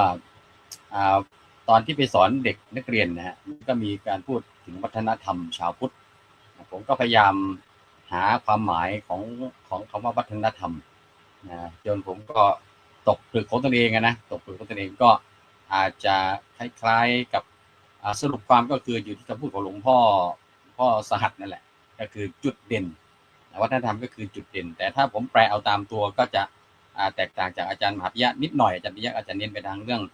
หลักธรรมคำสอนนะฮะวัฒนธรรมในความหมายของผมก็คือสิ่งที่แสดงออกถึงความเจริญของชนชาตินั้นๆสิ่งนั้นเรียกว่าวัฒนธรรมผมเคยให้คำนิยามนี้กับท่านปลัดกระทรวงวัฒนธรรมคนล่าสุดเนี่ยว่าไปเจอกันที่กุฏิหลวงพ่อสมเด็จวัดเชตุพนว่าท่านปลัดกระทรวงวัฒนธรรมเนี่ยวัฒนธรรมหมายความว่ายังไงในความถามท่านนะก็เลยอยากจะนำเสนอนิยามความหมายวัฒนธรรมในความหมายในนิยามของตัวเองว่าถ้าแปลตามตัววัฒนธรรมน่าจะหมายถึงสิ่งที่แสดงถึงความเจริญของชนชาตินั้นๆสิ่งนั้นเรียกว่าวัฒนธรรมไม่ว่าจะเป็นวัฒนธรรมการแต่งกายวัฒนธรรมการกินอาหารวัฒนธรรมทางภาษาวัฒนธรรมทางสิ่งปลูกสร้างนะฮะประเทศไทยเราเนี่ยมีวัฒนธรรมเป็นสถาปัตยกรรมสถาปัตยกรรมก็มีภาษาไทยภาษาไทยก็เป็นวัฒนธรรมการแต่งกายแบบไทยแต่ว่าการแต่งกายแบบไทยของเราเนี่ยกลายเป็นเอาไว้ในโชว์เป็นการโชว์ในงานโอกาสพิเศษจริงๆไม่มีใครแต่งกายที่เป็นวัฒนธรรมในชีวิตประจำวันนะครับไม่เหมือนอินเดียนะอินเดียนี่อยู่ที่ไหนเราก็รู้ว่านี่คืออินเดียนะอยู่ที่ไหนก็รู้ว่าอินเดียอันนี้เป็นตัวอย่างหนึ่งของวัฒนธรรมเรื่องการแต่งกายซึ่งเราก็จะใช้แต่งกายแบบไทยนะก็จะเป็นเฉพาะพิธีสำคัญแต่ว่า คราวนี้หัวข้อวันนี้เราบอกว่าวัฒนธรรมชาวพุทธไทยมันก็เลยขมวดเข้ามาให้มันแคบลงนะมาเป็นวัฒนธรรมชาวพุทธแล้วก็มาเป็นวัฒนธรรมชาวพุทธแบบไทยนะซึ่งครูบาอาจารย์หลายรูปก็ได้กล่าวถึงวัฒนธรรมไทยชาวพุทธที่ผ่านออกมาทางผ่านตัวของชาวพุทธเองเช่นการชอบมีปณิสัยลักษณะยิ้มง่ายให้ง่ายนะไปอินเดียนี่ชัดเจนนะฮะแล้วเราก็ชอบไปทำให้เขาเสียระบบด้วยนะทั้งที่อย่างพม่าเนี่ยไกด์เขาบอกเลยนะว่าหลวงพ่ออย่าให้นะครับอย่าให้แต่ว่าชาวพุทธไทยเราเนี่ยทั้งพระทั้งฆราวาสเนี่ยไม่ได้นะไปทำให้เขาเสียระบบนะไอ้วัฒนธรรมที่เราเป็นคนชอบให้เนี่ยไปสร้างอะไรนะไปสร้างพฤติกรรมใหม่ซึ่งทางประเทศเขาเองเนี่ยเขาไม่อยากให้เกิดให้มีแบบนั้นแต่เราก็นานๆมาที่เห็นสงสารเนี่ยนะก็ให้พม่าก็ตอนนี้ก็เริ่มจะมีคล้ายอินเดียแล้วนะพอมีคณะชาวพุทธจากไทยไปพวกก็วิ่งมาแล้วมาขอนะแล้วก็จะได้เสมออันนี้ก็เป็นวัฒนธรรมนะมันก็ผมก็มานั่งคิดว่าถ้าเป็นวัฒนธรรมชาวพุทธไทยเอาเป็นไม่ค่อยดีเท่าไหร่นะเป็นธรรมดากลางๆนะก็บอกว่ารักสนุกสนานประสานประโยชน์โกรธไม่นานให้ทานเก่ง นะเห็นด้วยไหมฮะรักสนุกสนานประสานประโยชน์โกรธไม่นานแล้วก็ให้ทานเก่งนะอันนี้ชาวพุทธเรานะตรุษจีนก็เอาฮะตรุษจีนก็เอาวาเลนไทน์ก็เอามาฆบูชาก็เอา เอาทุกอย่างนะประสานประโยชน์รับหมดนะเทพเจ้าเต็มบ้านเต็มเมืองนะเต็มบ้านเต็มเมืองอีกแล้วนะก็ อันนี้ก็เป็นมันจะกลายเป็นมันก็จะกลายเป็นมันจะมีเพลงคาราบาวเพลงนี้ว่าเพลงหลงวัดนะครับหลงวัดว่าลูกหลานเราก็จะหลงวัฒนธรรมของตนเองว่าที่จริงแล้วจะเป็นยังไงอันนี้ผมก็อยากจะเสริมว่า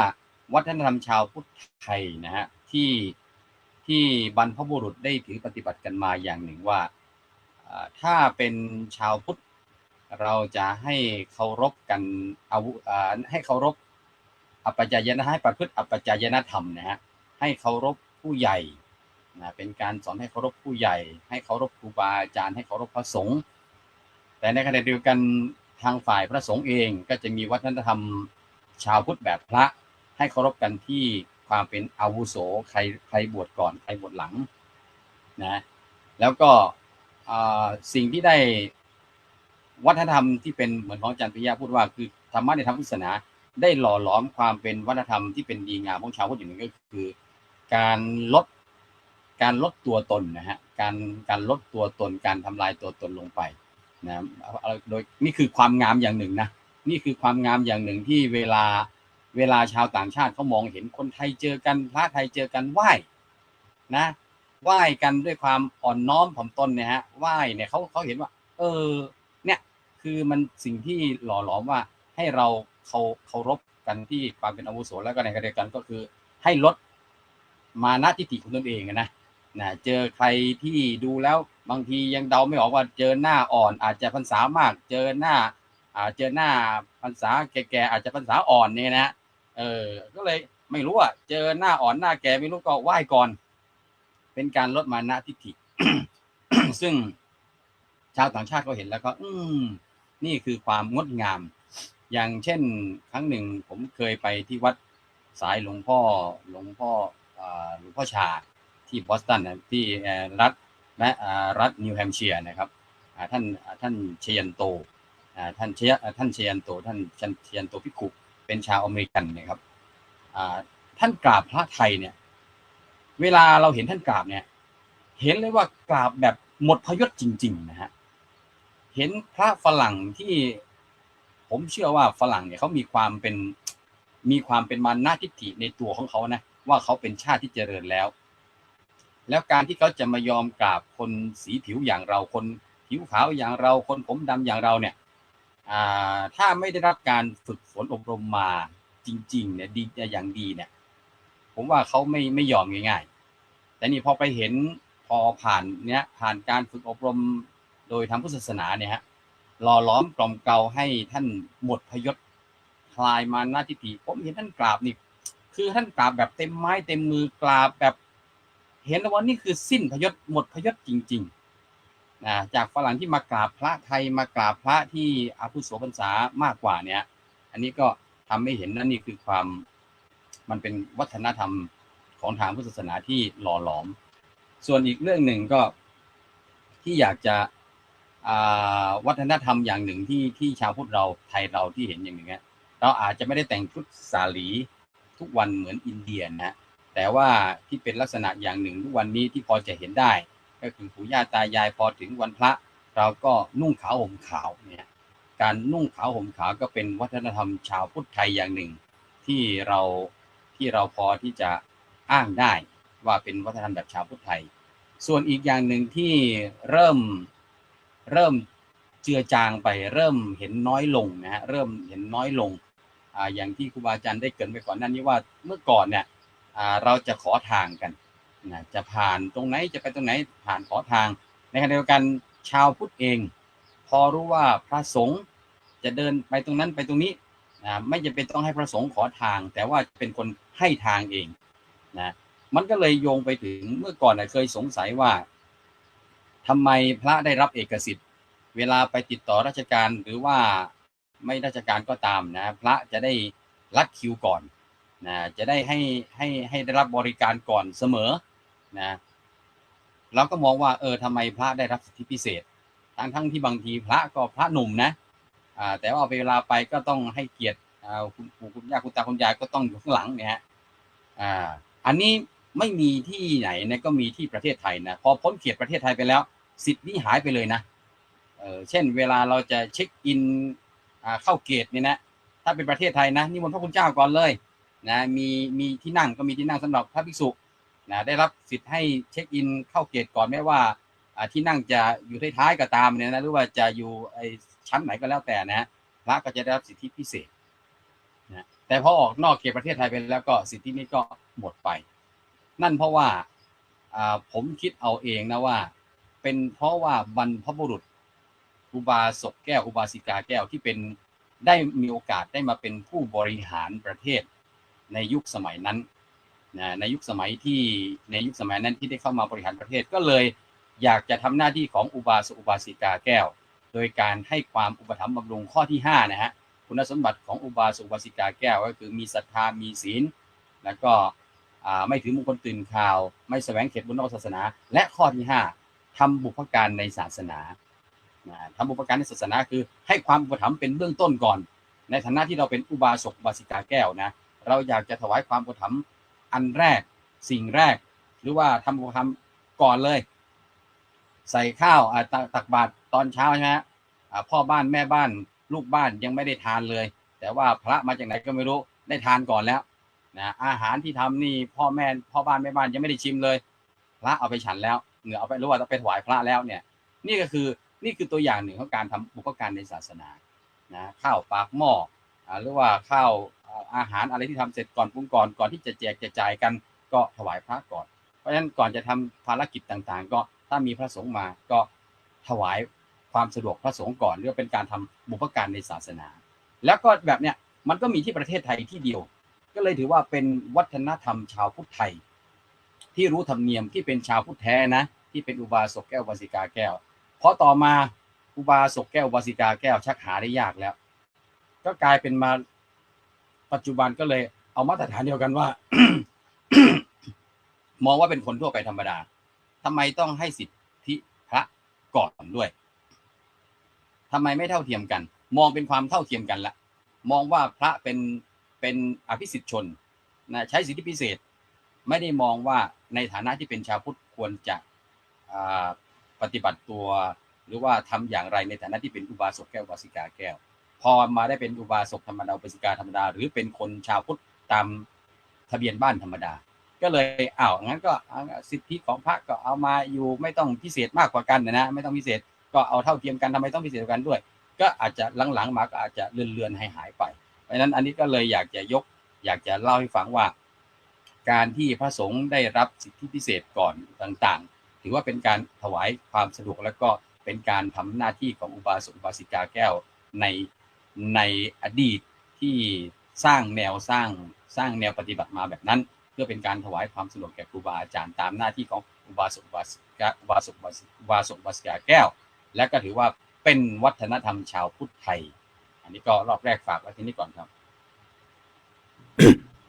ก็อภัยครับขอบพระคุณครับพระอาจารย์พระมหาอภิชาติกรัญยวสีปรริญญาธรรม9ประโยคได้ร่วมสนทนาในหัวข้อนวัฒนธรรมชาวพุทธไทยได้อัตถะได้สาระความหมายคำแปลต่างๆท่านยังมีลักษณะของคนไทยวัฒนธรรมไทยบอกว่ารักสนุกสนานประสานประโยชน์โกรธไม่นานให้ทานให้ทานเก่งนี่เห็นง่ายๆเลยวันในเนี่ยพี่ไทยเอาหมดแล้วรักสนุกสนานรักสนุกสนานกันจริงๆแล้วก็ประสานประโยชน์อะไรที่ได้ประโยชน์นี่คนไทยก็เอานะไม่ยากคุยกันง่ายถ้าได้ประโยชน์เรียกว่าคุยกันลงตัวโกรธไม่นานเดี๋ยวก็กลับมาดีกันตอนอภิปรายนี้จะครึ่งข้างพอเลิกก็ทานข้าวด้วยกันอะไรอย่างนี้ให้ทานเก่งนี่ก็แล้วก็อีกหลายเรื่องด้วยกันในสาระความรู้ถ้าท่านผู้ฟังญาติโยมจะมาฟังซ้ำก็จะเป็นการดีทีนี้ถ้าภาพรวมๆที่จับสาระประเด็นที่ท่านพระอาจารย์ได้กล่าวมาเนี่ยคือวัฒนธรรมไทยเนี่ยพูดให้ง่ายเลยก็เป็นการฝึกตนละอัตตาตัวตนต่างๆให้ความสะดวกต่อสมณะต่อพระในต่างๆเนี่ยอันนี้เราเป็นเรียกว่าที่สรุปสาระเนี่ยเป็นการลดสลายตัวตนเห็นแก่ผู้อื่นแล้วก็มาถึงคำว่าอย่าเห็นแก่ตัวเนี่ยถ้าเราได้มาประพฤติปฏิบัติในวัฒนธรรมของชาวพุทธไทยตรงนี้เราก็จะซาบซึ้งในพระพุทธศาสนาของเราต้องกราบขอบพระคุณอีกครั้งนึงครับมาฟังพระอาจารย์พระประหลัดประภาสปุญญธรรมโมวันนี้ท่านเรียกว่าเข้าห้องประชุมเป็นรูปแรกเลยนะครับครูบาอาจารย์พอผมส่งลิงก์ปุ๊บมาเลยครับต้องกราบอาราธนาครับมารูปแรก ที่นี่มีดอกไม้สวยสดใสในพื้นหญ้าที่นี่มีแววตาไร้มายาพาสับสนที่นี่มีความรักอบอุ่นนักยามมืดมน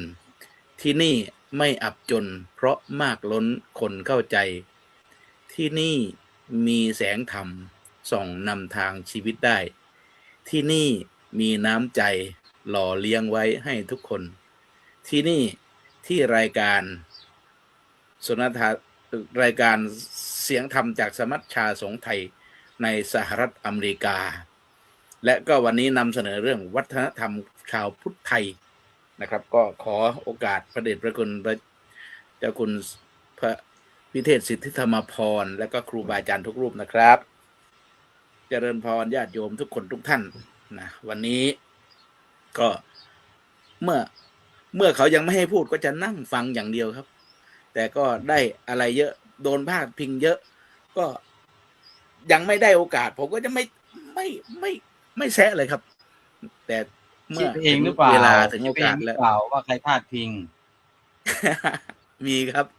ไปสอนเด็กไงพระอาจารย์มีพาดมีว่าไปสอนเด็กอะยังใช้อยู่หรือเปล่าก็คือ ผมก็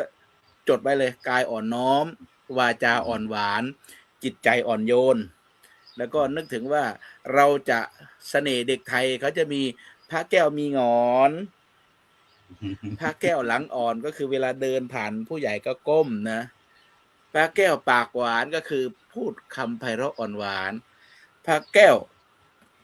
เข่าอ่อนก็คือเดินเข่าพยันนี่คือเวลาไปสอนเด็กมันก็อย่างนั้นแหละพยันนะทีนี้มาถึงวัฒนธรรมของชาวพุทธ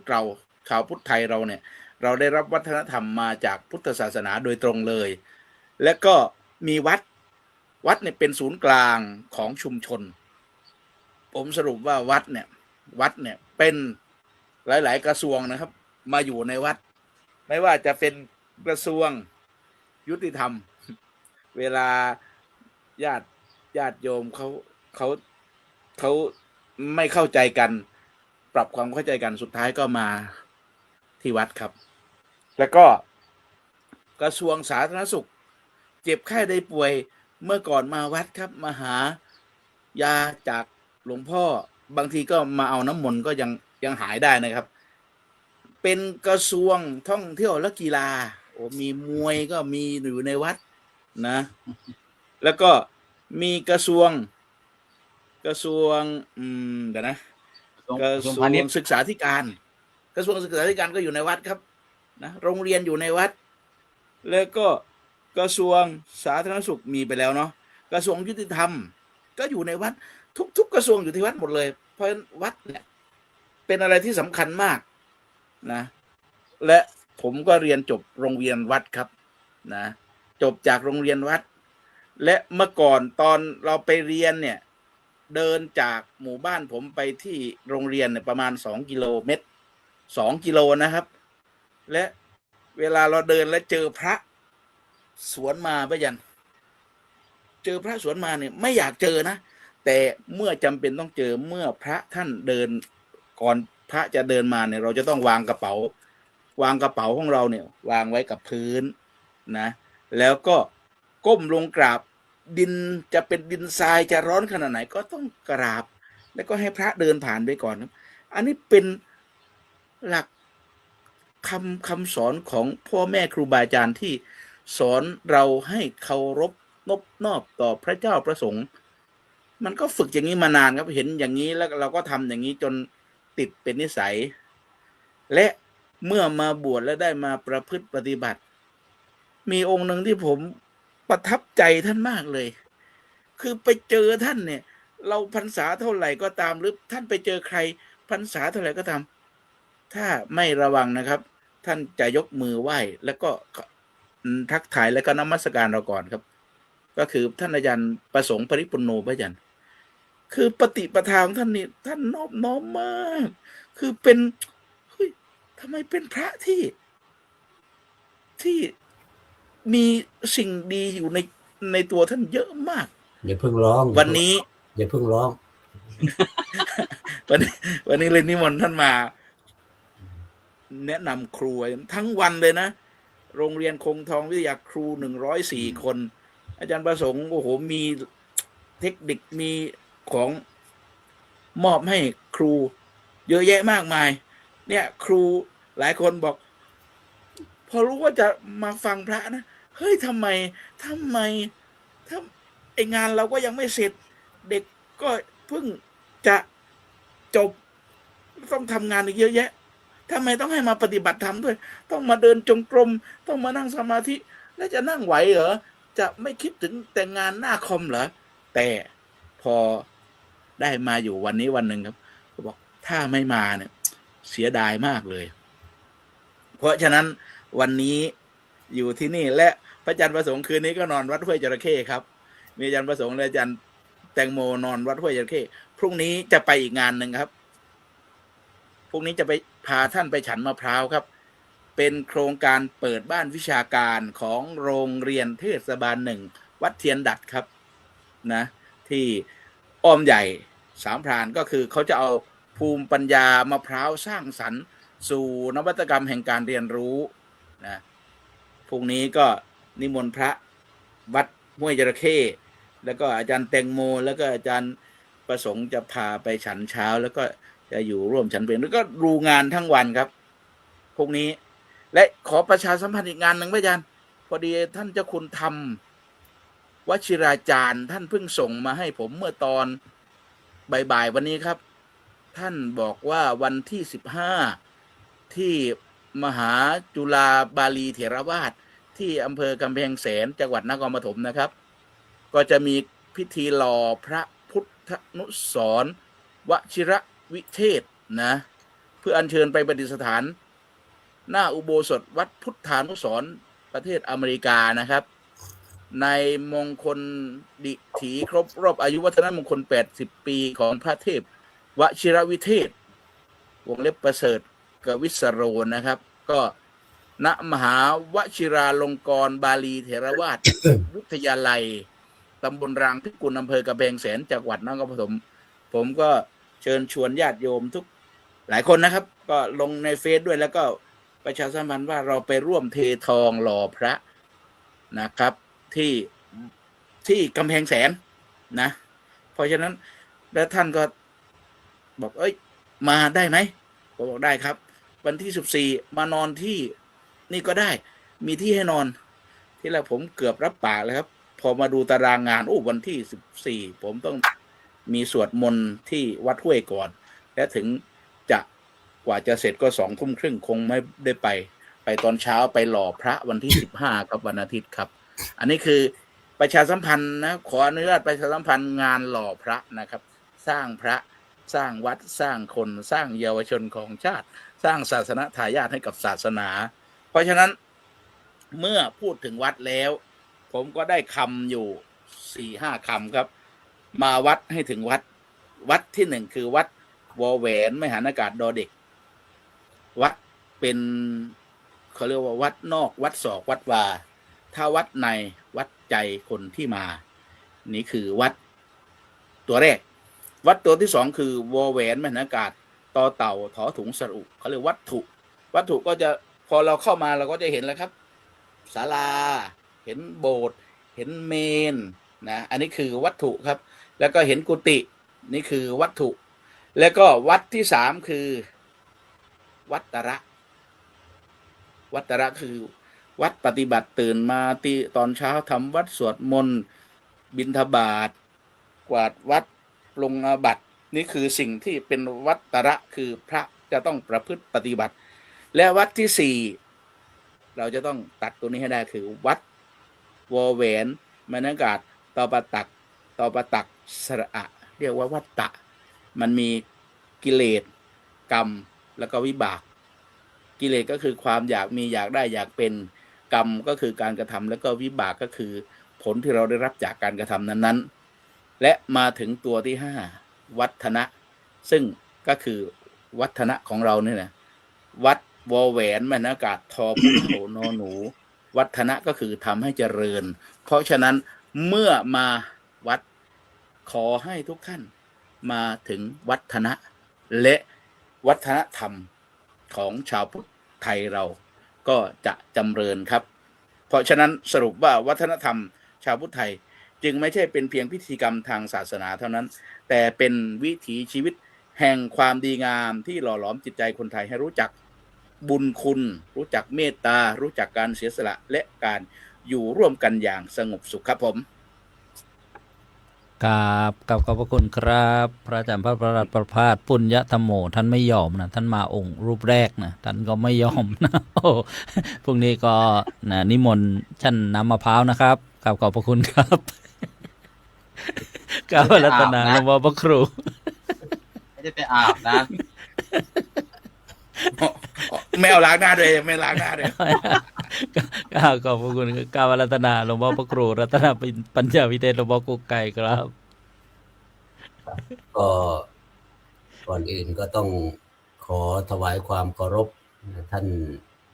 เจ้าคุณพระวิเทศสิทธิธรรมาภรณ์ประธานในการสนทนาธรรมพระเถรานุเถระทุกๆรูปนะครับได้ฟังข้อคิดความเห็นจากพระวิทยากรทุกรูปเมื่อกี้นี้รูปที่พูดไปสักครู่นี้คือท่านอาจารย์ประภาสพออาจารย์ประภาสพูดแต่อาจารย์อภิชาตินั่งงงกิ้งเลย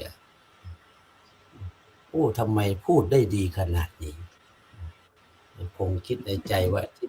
พูดมาเนี่ยมันอาจารย์ประภาสสรุปจบหมดแล้วท่านเป็นคนมีความสามารถครับ แต่ขาดความน่าเชื่อถือ อันนี้ก็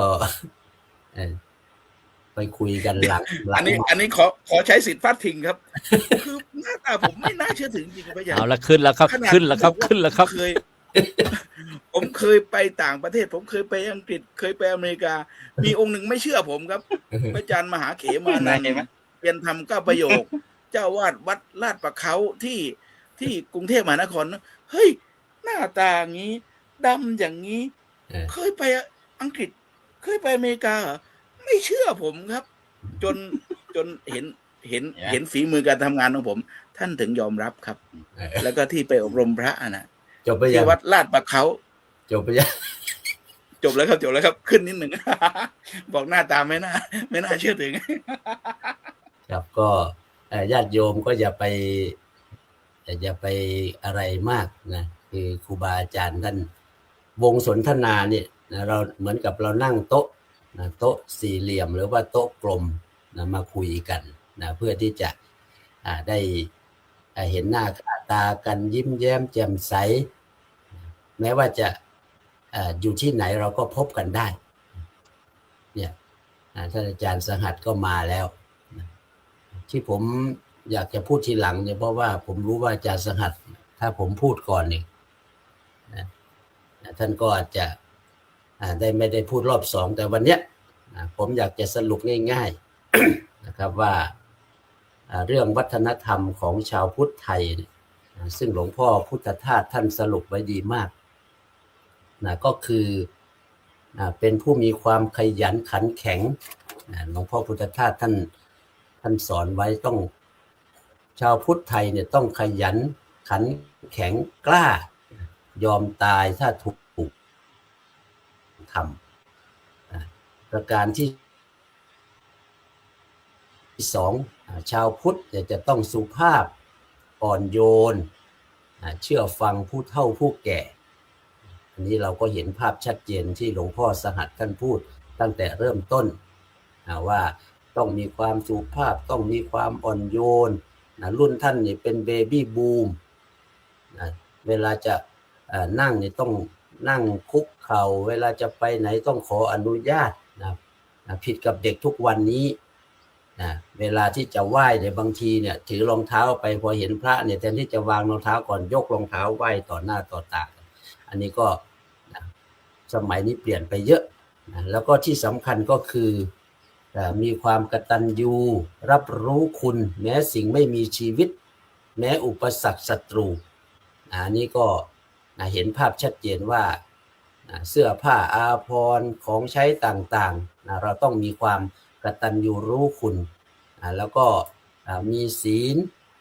มีสัตย์เปิดเผยบริสุทธิ์ใจก็คือชาวพุทธที่พ่อแม่ครูบาอาจารย์สอนมาตั้งแต่เริ่มต้นที่เราเห็นอย่าไปโกหกนะอย่าไปทะเลาะกับคนอื่นต้องมีความซื่อสัตย์ต้องเปิดเผยต้องบริสุทธิ์ใจแล้วก็ที่สำคัญก็คือประหยัดสันโดษรู้จักทำสิ่งที่ร้ายให้กลายเป็นเรื่องดีนี่คือสรุปของหลวงพ่อพุทธทาสและสุดท้ายแล้วก็คือเป็นฝ่ายยอมได้ให้อภัยได้เมื่อให้อะไรแล้วมันลงตัวกันอย่างเช่นเมื่อกี้เนี้ย อาจารย์ประภาสก็ต้องให้อภัยอาจารย์อภิชาติที่บอกว่าโอ้ดูไม่ค่อยน่าเชื่อถือเลยอะไรสำนองเนี่ยเขาเรียกว่าเปิดใจกันคุยกันได้เพราะว่าเป็นเพื่อนกันแล้วก็สำคัญมีเมตตากรุณามีน้ำใจไม่มีเขาไม่มีเรานี่สำคัญมากนั้นผมขอสรุปก็คือว่าวัฒนธรรมไทยพระพุทธศาสนาไม่ใช่แค่เป็นแค่วิถีชีวิตอย่างที่อาจารย์พูดอาจารย์ประภาสพูดเมื่อกี้เนี่ยอย่างเช่นตอนเช้าเนี่ยเราก็จะเห็นว่าคนไทยตื่นแต่เช้าชาวพุทธตื่นแต่เช้าหุงข้าวต้มแกงถ้าเราอยากจะไปเห็นวัฒนธรรมไทยผสมกับวัฒนธรรมลาวซึ่งเป็นวัฒนธรรมที่แข็งมากแข็งแกร่งมากไปดูที่เมืองหลวงพระบางเมืองหลวงพระบางนี่คนจะตื่นตี 4ตื่นขึ้นมาหุงข้าวไว้จะเป็นข้าวเหนียวก็ดีอะไรก็ดีพอถึงเวลาประมาณตี 5-6 โมงจะมีพระทุกวัดออกมาบิณฑบาตอย่างน้อยเป็น200-300 รูปก็ทำให้คนที่ไปท่องเที่ยวในเมืองหลวงพระบางเนี่ยได้มีโอกาสได้ใส่บาตรตอนเช้าทุกวันอย่างน้อย200-300 รูปก็ได้ใส่สัก10 รูป20 รูปก็ยังดีแล้วก็มีงานมงคลก็นิมนต์พระมีงานวันเกิดก็นิมนต์พระเวลามีงานวันแต่งงานเวลาอะไรก็นิมนต์พระแต่ว่าเวลาเขียนซองนี่ต้องระวังหน่อยค่าคนขับรถอย่างนี้ตอนนี้ก็กำลังเห็นอยู่ค่าคนขับรถก็คือเขียนซองให้คนขับรถแต่ว่าเขียนค่าเนี่ยเป็นคอละครังไม้เอกสระอาเลยค่าคนขับรถเนี่ยคนที่รับซองไปตกใจเลยดีไม่ได้บอกว่าฆ่าพระอีกนะยุ่งอีกนะเพราะนั้นเวลามีงานศพก็ฟังธรรมอย่างเช่นเมื่อวานเนี้ยก็ไปงานศพของฝรั่งซึ่งเป็นทหารอากาศAir Force อายุ77 ปีเนี่ยเป็นทหารนายทหารแล้วก็มีภรรยาเป็นคนไทยก็นิมนต์ไปถึงก็ไปทำพิธีให้ไปถึงก็ไปเทศเลยไปเทศให้ไปทำพิธีบังสกุลอะไรให้เขาก็มีความรู้สึกว่าประทับใจลูกเป็นอยู่เกิดที่ท่านทั้งหมดเลยฟังภาษาไทยไม่ค่อยรู้เรื่องก็เลยต้องเมื่อยมือไปนิดหนึ่งเมื่อวานนี้พูดภาษาอังกฤษไปประมาณสักเกือบ30 นาทีให้เข้าใจว่าชีวิตเนี่ยเกิดมาเพื่ออะไรบุญคุณของพ่อแม่เป็นยังไงพูดเป็นภาษาอังกฤษให้ฟังเมื่อวานนี้วัฒนธรรมที่สร้างจิตใจculture sharp the mind ก็คือสอนให้เป็นคนมีเมตตาก็คือ kindness มีความกตัญญู gratitude มีความอดทน patience ก็ให้มีความเมตตากตัญญูอดทนแล้วก็ที่สำคัญวัฒนธรรมเชื่อมคนกับธรรมะอย่างที่บอกต่างๆว่างานบุญวันเกิดก็ดีเข้าวัดฟังทำงานบวชงานศพไม่ใช่แค่พิธีกรรมแต่ว่าเป็นโอกาสให้คนได้รำลึกนึกถึงธรรมสุดท้ายนะครับก็คือวัฒนธรรมชาวพุทธแบบไทยเนี่ยเตือนใจเรา3 เรื่องก็คือวิธีการใช้ชีวิตทำอย่างไรให้มันมีความสุขในแต่ละวันชีวิตของเรามี3 วันผมก็พูดตลอดเวลาที่ไปเทศกับชาวฝรั่งก็ we have 3 days in our life yesterday was gone tomorrow not come yet today very important day ก็คือเมื่อวานผ่านไปแล้วพรุ่งนี้ก็ไม่รู้ว่าจะได้ใช้มันหรือเปล่าแต่ว่าวันนี้เป็นวันที่ดีที่สุดอันที่2วิธีรักคนอื่นรักผู้อื่นเป็นรักคนอื่นก่อนที่จะจากโลกนี้ไปต้องรักกันตอนที่มีชีวิตอยู่แต่ทุกวันนี้เนี่ยคนไม่รู้ว่ารักกันแบบไหนรักกันด้วยอาวุธรักกันด้วยหัวจรวดรักกันด้วยนิวเคลียร์คุยกันไม่รู้เรื่องทั้งที่เป็นคนเหมือนกันแต่คุยไม่รู้เรื่องแสดงว่าเขาไม่ได้รู้ว่าชีวิตที่ควรจะทำอย่างไรเพราะฉะนั้นการรักผู้อื่นก็คือรักตอนที่มีชีวิตอยู่รักพ่อรักแม่บอกรักพ่อรักแม่บอกรักพี่รักน้องบอกรักเพื่อนต้องรักตอนที่เรามีลมหายใจแล้วสุดท้ายก็คือสอนวิธีการปล่อยวางเพราะทุกอย่างมันไม่ใช่เป็นของเรา สิ่งไรๆไม่ใช่ของใครหมดไม่ปรากฏว่าใครเป็นเจ้าของถึงเฝ้ารักเฝ้าหวงเฝ้าห่วงปองก็จำต้องทิ้งไว้ในโลกาอันนี้ฝากญาติโยมทั้งหลายไว้ว่า Thai Buddhist culture remind us of three things: how to live, how to love, and how to let it go ครับผม Thank you very much กับขอบพระคุณครับ จะมาพูดเวลาลิ้นเลอะเลย ตอนนี้กำลัง ขอบพระคุณครับ กำลังฝึกภาษาเพราะรู้สึกว่าฝรั่งตายแล้วต้องประเทศบ่อยๆแล้วเกินเนี่ยเริ่มดีขึ้นแล้วเริ่มเข้าใจภาษามากขึ้นครับขอบพระคุณครับโอ้เรียกว่าครอบคลุมในหัวข้อสนทนาธรรมค่ำคืนวันนี้นะวัฒนธรรมนะของชาวพุทธไทยนะเป็นสาระเป็นประโยชน์นะซึ่งแตกต่างจากพระอาจารย์พระประหลัดประภาสนะมาวัดบ้างอะไรบ้างนะเข้าไป อย่าเพิ่งขึ้นนะครับกราบถวายความเคารพและต้อนรับพระอาจารย์พระครูประหลัดอัตสิทธิ์อริยเมธีโดยความเคารพครับก็ขอกราบอาราธนาในการสนทนาธรรมค่ำคืนวันนี้ครับนิมนต์แหล่ส่งท้ายแล้วครับนิมนต์แหล่อวยพรครับผม ครับมาแหล่โดยเฉพาะเลยครับงานนี้ขอเสียงเลยครับผมเปิดไมค์เลยกันหน่อยเปิดไมค์ก่อนครับไว้ เปิดแล้วครับผมเลยสัญญาณน่าจะขัดข้องครับเดี๋ยวรอสักครู่สัญญาณไม่ดีแล้วครับนิมนต์ครับ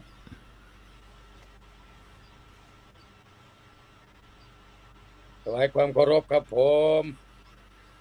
ว่าไปมาช้าครับผมถวายความเคารพพระเดชพระคุณพระวิเทศสิทธิธรรมาภรณ์ด้วยความเคารพครับพระวิทยากรทุกๆรูปด้วยความเคารพครับผมได้ยินบ่ครับผมได้ยินครับผม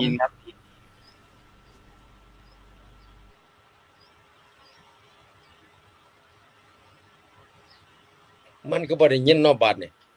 ได้ยินแล้วเว้าเลย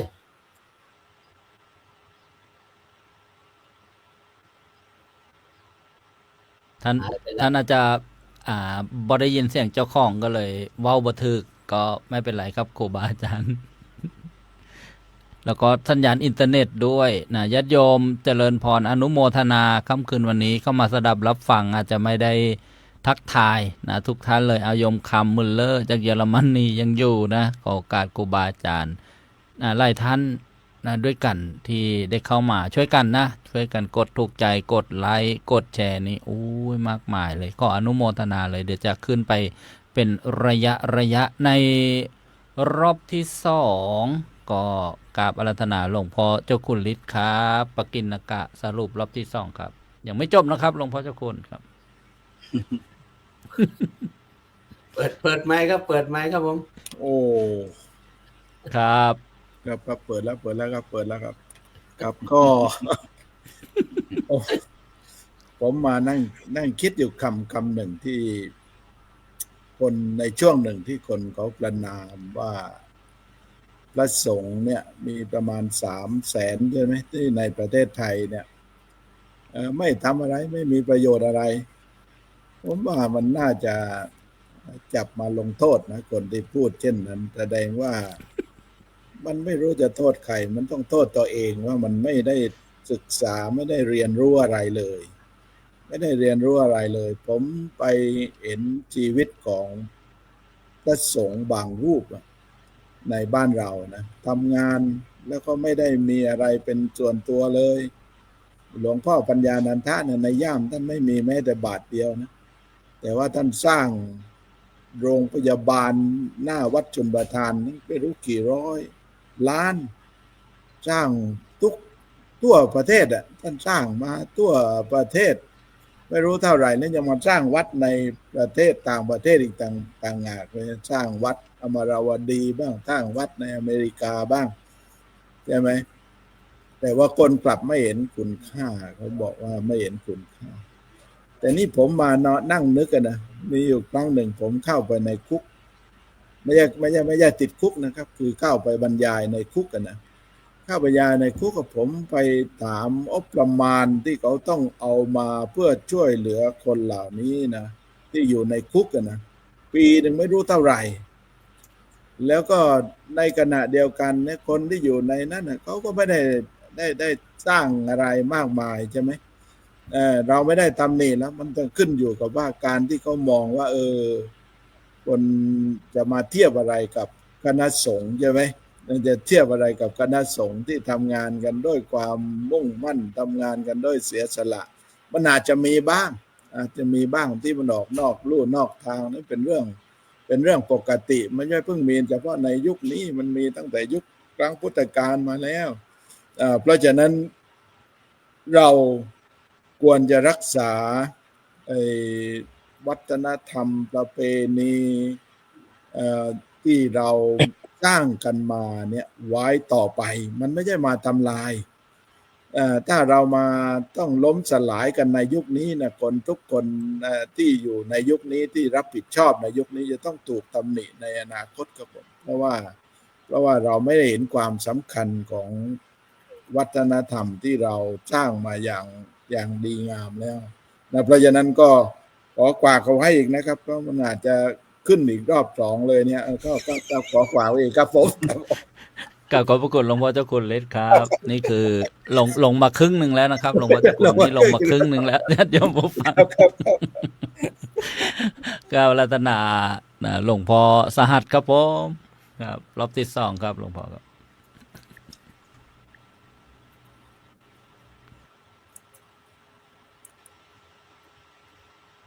หลวงพ่อขอเมตตาเปิดไมค์ด้วยครับแตะสัญลักษณ์ไมค์หน่อยครับเปิดแล้วครับหลวงพ่อเดี๋ยวหลวงพ่อแตะอีกทีครับ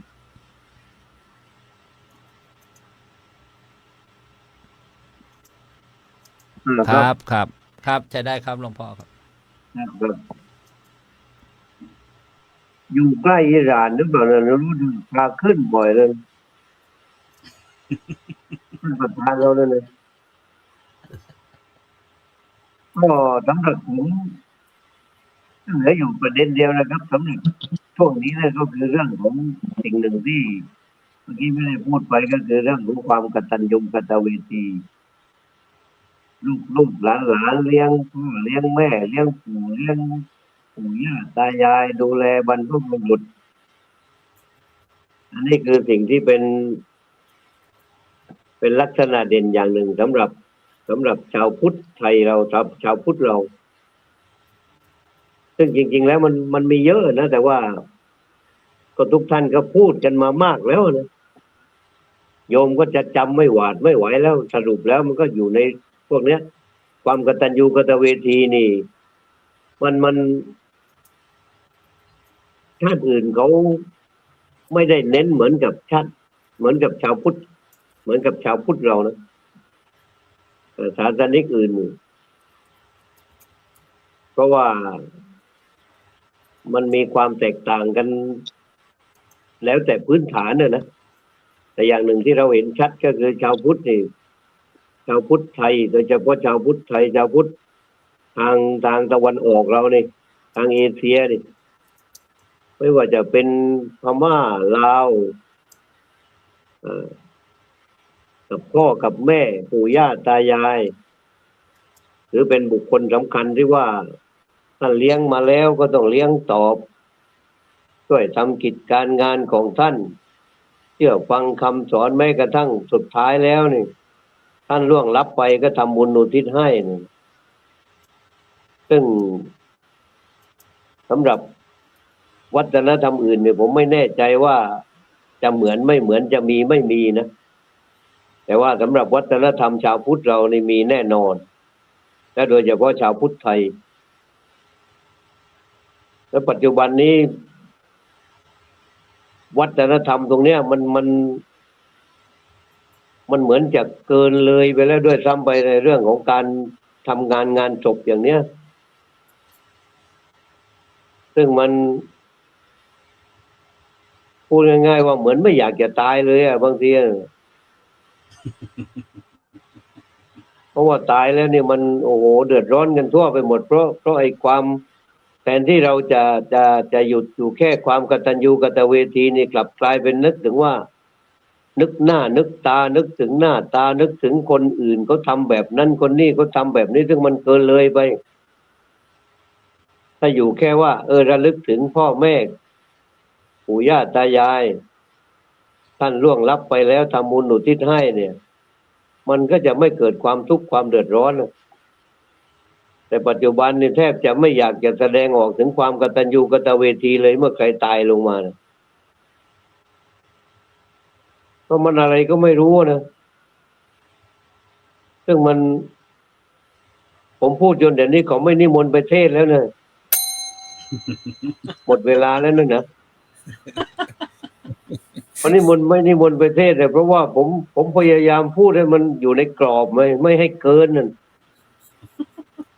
คือมันงานศพเหมือนกับงานเลี้ยงสังสรรค์เนี่ยมันใช่ไหมอ่ะก็พูดแล้วว่า แต่เขาบอกว่าเขาอ้างว่าพ่อตายครั้งเดียวแม่ตายครั้งเดียววะ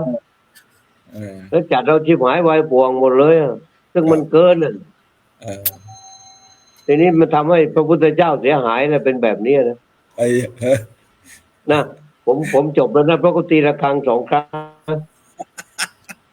มันเป็นครั้งที่3ที่เดี๋ยวก็ไม่ให้มาในรอบหน้านะเอาเป็นนั้นว่าอย่าลืมนะครับ ยังไงเสียกตัญญูกตเวทีต้องมีในจิตใจของชาวพุทธเรานะครับ ขอเจริญพรญาติโยม ครับกับขอบคุณครับหลวงพ่อพระครูสุนทรพจนบัณฑิตโอ้โหนี่เรียกว่าเป็นท่อนฮุกหมัดเด็ดเลยนะครับ เนี่ยก็อย่าสงสัยถ้าเขาไม่นิมนต์ไปนะครับครูบาอาจารย์และญาติโยมแล้วก็นี้ก็ท่านพยายามให้อยู่ในกรอบนะเทียบได้คำสอนของพระพุทธเจ้าเนี่ยเรียกว่าเห็นเป็นรูปธรรมขึ้นมาเลยครับขอบพระคุณในความเมตตาครับกับถวายของบรบกับปรารถนาพระครูประหลัดอัฏฐสิทธิ์ครับต่อเนื่องเลยครับผมแหล่ครับ แหล่เลยใช่ไหมครับ แลเลย ครับ ไม่ต้องพูดเยอะพอ ไม่ต้องไหว้ครูเลยบอกครับผม ไม่ต้องมาต้อง ครับขอให้ความเคารพพระเดชพระคุณพระวิเทศสิทธิธรรมพรครับพระเถระเถระครูบาอาจารย์พระธรรมวิทยากรทุกรูปด้วยความเคารพครับ อินเทอร์เน็ตบ้านนอกครับ ผมมันก็เลยตดแต๊ดวันนี้ได้ฟังครูบาอาจารย์เพิ่งกลับจากภารกิจมา ได้มาฟังครูบาอาจารย์ได้กล่าว ความรู้เยอะแล้วเหมือนกับพระเดชพระคุณนั้นอาจารย์ได้กล่าว ทีนี้มีคำหนึ่งของคนอีสานคือคนภาคกลางเป็นบทกวีเอาไว้น่ารักมาก บอกว่าศิลปะและภาษาศาสนาประเพณีประดับไทยให้รุจีจรัสสีเสมอจันทร์สศิธรประดับฟ้าศาสนาก็เช่นกันประสบสุขประเสริฐสรรประสานสุขทุกสังคมท่านบอกว่าวัฒนธรรมอันดีงามของคนของสังคมมนุษย์มีภาษิตคำหนึ่งของคนอีสานบอกว่าหมอบเขาหัวเท่างาย่างสูงเจินเทินหัวเทียบอันนี้พูดถึงเรื่องเคารพนอบน้อมต่อผู้ใหญ่ถ้าผู้ใดมีความเคารพผู้ใดมีความนอบน้อมที่เป็นคนน่ารักซึ่งมันก็เป็นเรื่องวัฒนธรรมรากเหง้าแห่งความดีเนาะครับเนาะฉะนั้นวันนี้ในหัวข้อวัฒนธรรมของชาวพุทธ เรื่องวัฒนธรรมของคนอีสานกับพระวัฒนธรรมของคนอีสานกับเนนวัฒนธรรมของคนอีสานกับผู้หลักผู้ใหญ่ซึ่งครูบาอาจารย์ก็ได้กล่าวไปหมดแล้วดังนั้นก็ผมก็ไม่ขอกล่าวอะไรมากในวันนี้ครูบาอาจารย์ได้กล่าวไปหมดแล้วแลอย่างเดียวเลยกว่าครับวันนี้เนาะแลเลยเนาะครับอาจารย์กู้ไก่เนาะครับผมจัดรวดจัด ค เลย รับนิมนต์ครับเซินตาลาลา รู้สึกว่าเน็ตผมมันบ่ดีนะมันก็เลยเป็นตกแต๊ดขาดตอนนะ อันใช้เน็ตยี่ห้ออะไรโยมถาม ยี่ห้อกาโตครับผมมันเลยช้า เอาแหล่เลยครับผมอวยพรเลยเนาะครับเนาะบัดนี้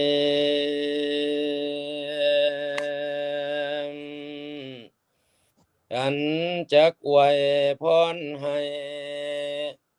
จะลองใจให้พวกท่าน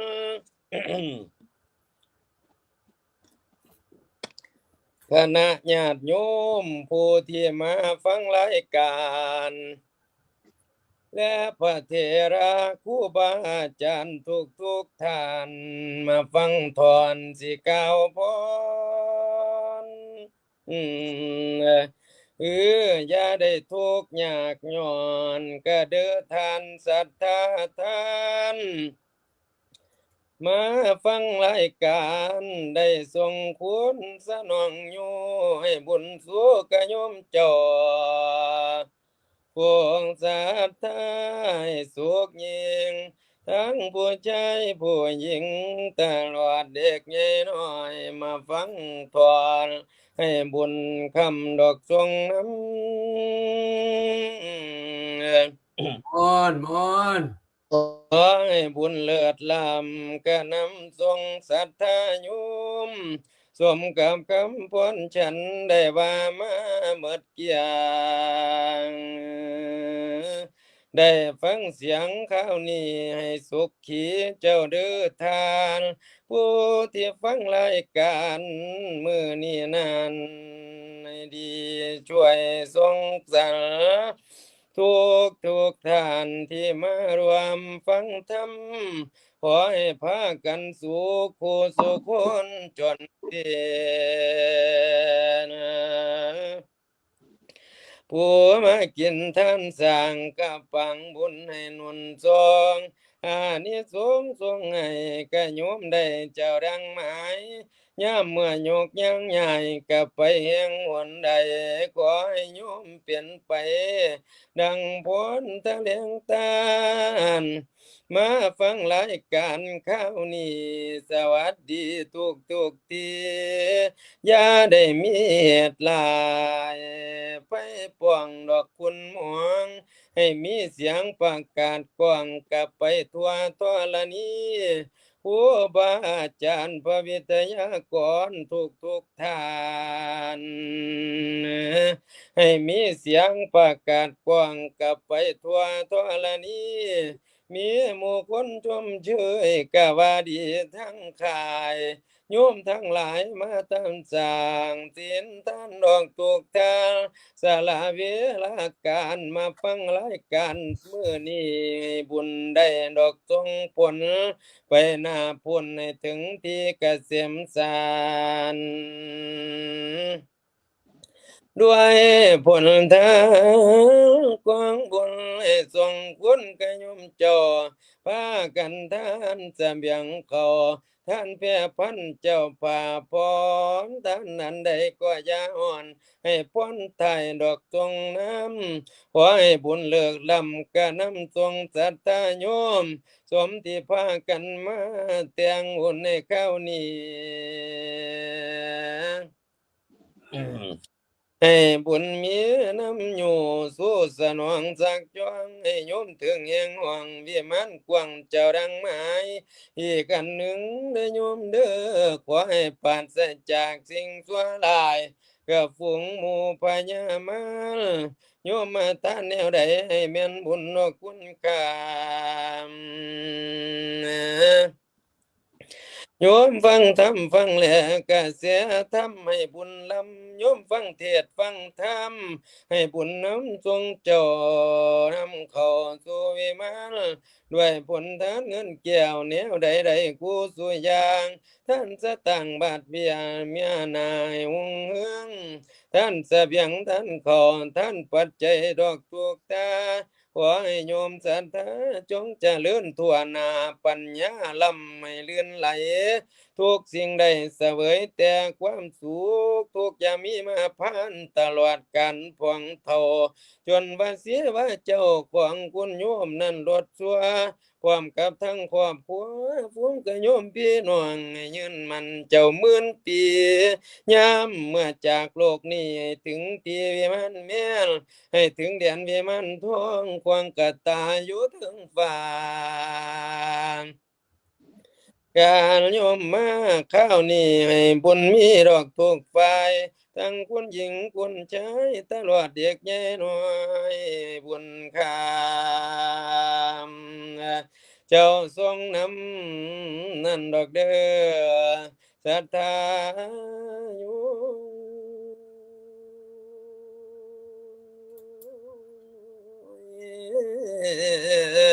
โอ้ยเด้อทำไมอาจารย์มหาพิชาติรูปหัวรวยๆครับ ท่านคิดฮอดบ้านครับ ท่านฟังไม่รู้เรื่องเลยครับ มันเป็นเสียงในเพลง เอ๊ะทำไมคน เดี๋ยวขอชมหน่อยครับทำไมคนบุรีรัมย์เสียงดีอย่างนี้ครับอาจารย์ โอ้สาธุครับผมนี่มนต์มาฉันต้มไก่นะครับผม อันนี้เป็นวัฒนธรรมอย่างหนึ่งที่ทำให้ใจคนอ่อนโยนครับอาจารย์ เมื่อได้ฟังเสียงแหล่ได้ฟังเสียงการขับการเอื้อนก็ทำให้ฮึกเหิมนะบางครั้งฮึกเหิมในการทำดี บางคนนี่ได้ฟังกลอนอวยพรหรือฟังกลอนเทศน์พระคุณพ่อพระคุณแม่ทำให้เกิดความ ซาบซึ้งในใจทำให้เกิดความฮึกเหิมในการทำความดีทำให้เกิดความฮึกเหิมในการกตัญญูกตเวทีนี่ก็เป็นส่วนหนึ่งเด้บางครั้งผมไปเทศน์แลเอื้อนวิญญาณนี่น้ำตาไหลยาวๆบางคนนี่ตอนแม่อยู่ไม่เคยหาข้าวให้แม่กินหรอกครับ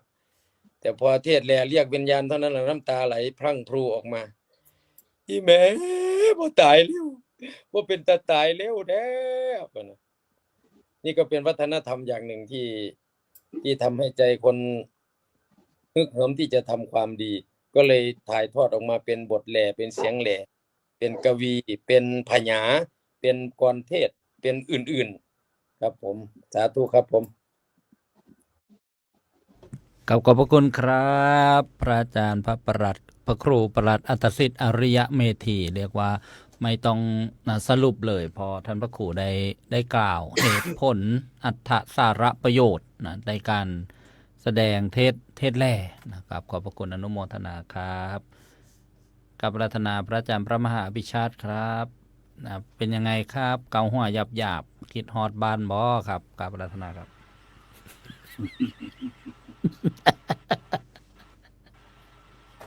รอบสองครับ วัดคำศิลาครับก็เห็นหลายๆอย่างวัฒนธรรมชาวพุทธไทยที่ผ่านมาเป็นที่เชิดหน้าชูตาก็ยืมคำอาจารย์ปิยะแล้วกันนะครับอนุรักษ์แล้วก็ปฏิบัติแล้วก็พัฒนาโดยการประยุกต์การแหล่ของอาจารย์พระครูอัตสิทธิ์ก็ประยุกต์ตามยุคตามสมัยตามเนื้อหาตามสถานการณ์เนี่ยเป็นการประยุกต์แล้วก็เพื่อให้ได้ประโยชน์สูงสุดแล้วก็รักษาเอาไว้เป็นที่เชิดหน้าชูตาเห็นว่านี่แหละคือพุทธนะอย่างนี้วันนี้วันพระนะวันนี้วันพระญาติโยมเราก็จะไปใส่บาตรกันไปสมาทานศีลกันไปฟังเทศน์ฟังธรรมกันก็ให้ชาวบ้านต่างประเทศโดยเฉพาะต่างประเทศนะเขาเห็นก็จะโอ้นี่เป็นวัฒนธรรมชาวพุทธที่แสดงถึงความเจริญของชนชาติของเราแล้วก็ศาสนาของเราและที่สำคัญที่สุดก็คือเมื่อซึมซับวัฒนธรรมพวกนี้แล้วก็เอามาแสดงออกผ่านการกระทำและคำพูดของชาวพุทธเราเองก็เป็นการประกาศวัฒนธรรมของชาวพุทธว่าเนี่ยตั้งแต่มารู้จักได้มานับถือศาสนาแล้วมีความเจริญมีความพัฒนาด้านกายกรรมวจีกรรมมโนกรรมอย่างไรก็ฝากไว้ที่นี้ครับผมกับขอบคุณครับกับรัตนาครับพระอาจารย์พระประหลัดประภาสครับหมดเวลาครับ ย่อๆสั้นๆครับผม ครับวัฒนธรรมชาวพุทธมิได้อยู่เพียงแต่ในวัดนะครับแต่อยู่ในหัวใจที่รู้จักทำดี เมื่อใจมีธรรมชีวิตและสังคมก็จะงดงามเสมอครับผมสาธุครับกับรัตนาหลวงพ่อกุ๊กไก่ครับครับก็ คงไม่มีอะไรแล้วล่ะเพราะว่าทุกอย่างสมบูรณ์แบบแล้วนะก็ขอ สรุปสั้นๆว่าสุขสวัสดิ์มงคลดลให้คิดท่านผู้ชมทั่วทิศจงสดใสสมัชชาจัดรายการเสริมจิตใจมามอบให้เป็นของขวัญทางปัญญามีพระสงฆ์9 รูปมาสอนธรรม เพื่อน้อมนำให้เราได้ศึกษาทั้ง9 รูปมีใจที่เมตตาช่วยเสริมให้เป็นคุณค่าพาชื่นชมเจ้าคุณฤทธิ์ประธานสนทนาวัดอตมยตาดีงามตามเหมาะสมทุกๆวันมาให้ทำนำอบรมสุขใจสมเป็นบุญแท้แก่ชีวีจากนครขนอมไม่ข้องขัดท่านอาจารย์พระครูสหัสจัดวิถีมีความรู้ความสามารถปราดเมธีฟังทุกทีได้ข้อคิดจิตเบิกบานวันนี้โยมชอบใจมากก็คงจะมีโอกาสได้มาอีกแหละนะแม้ว่าจะพูดนานแต่ก็จิตเบิกบานตลอดท่านอาจารย์พระมหาปิยะจาก ทีหลังทีละครั้งเลยครับ ดินแดนไกลท่านมาให้พระธรรมนำสื่อสาร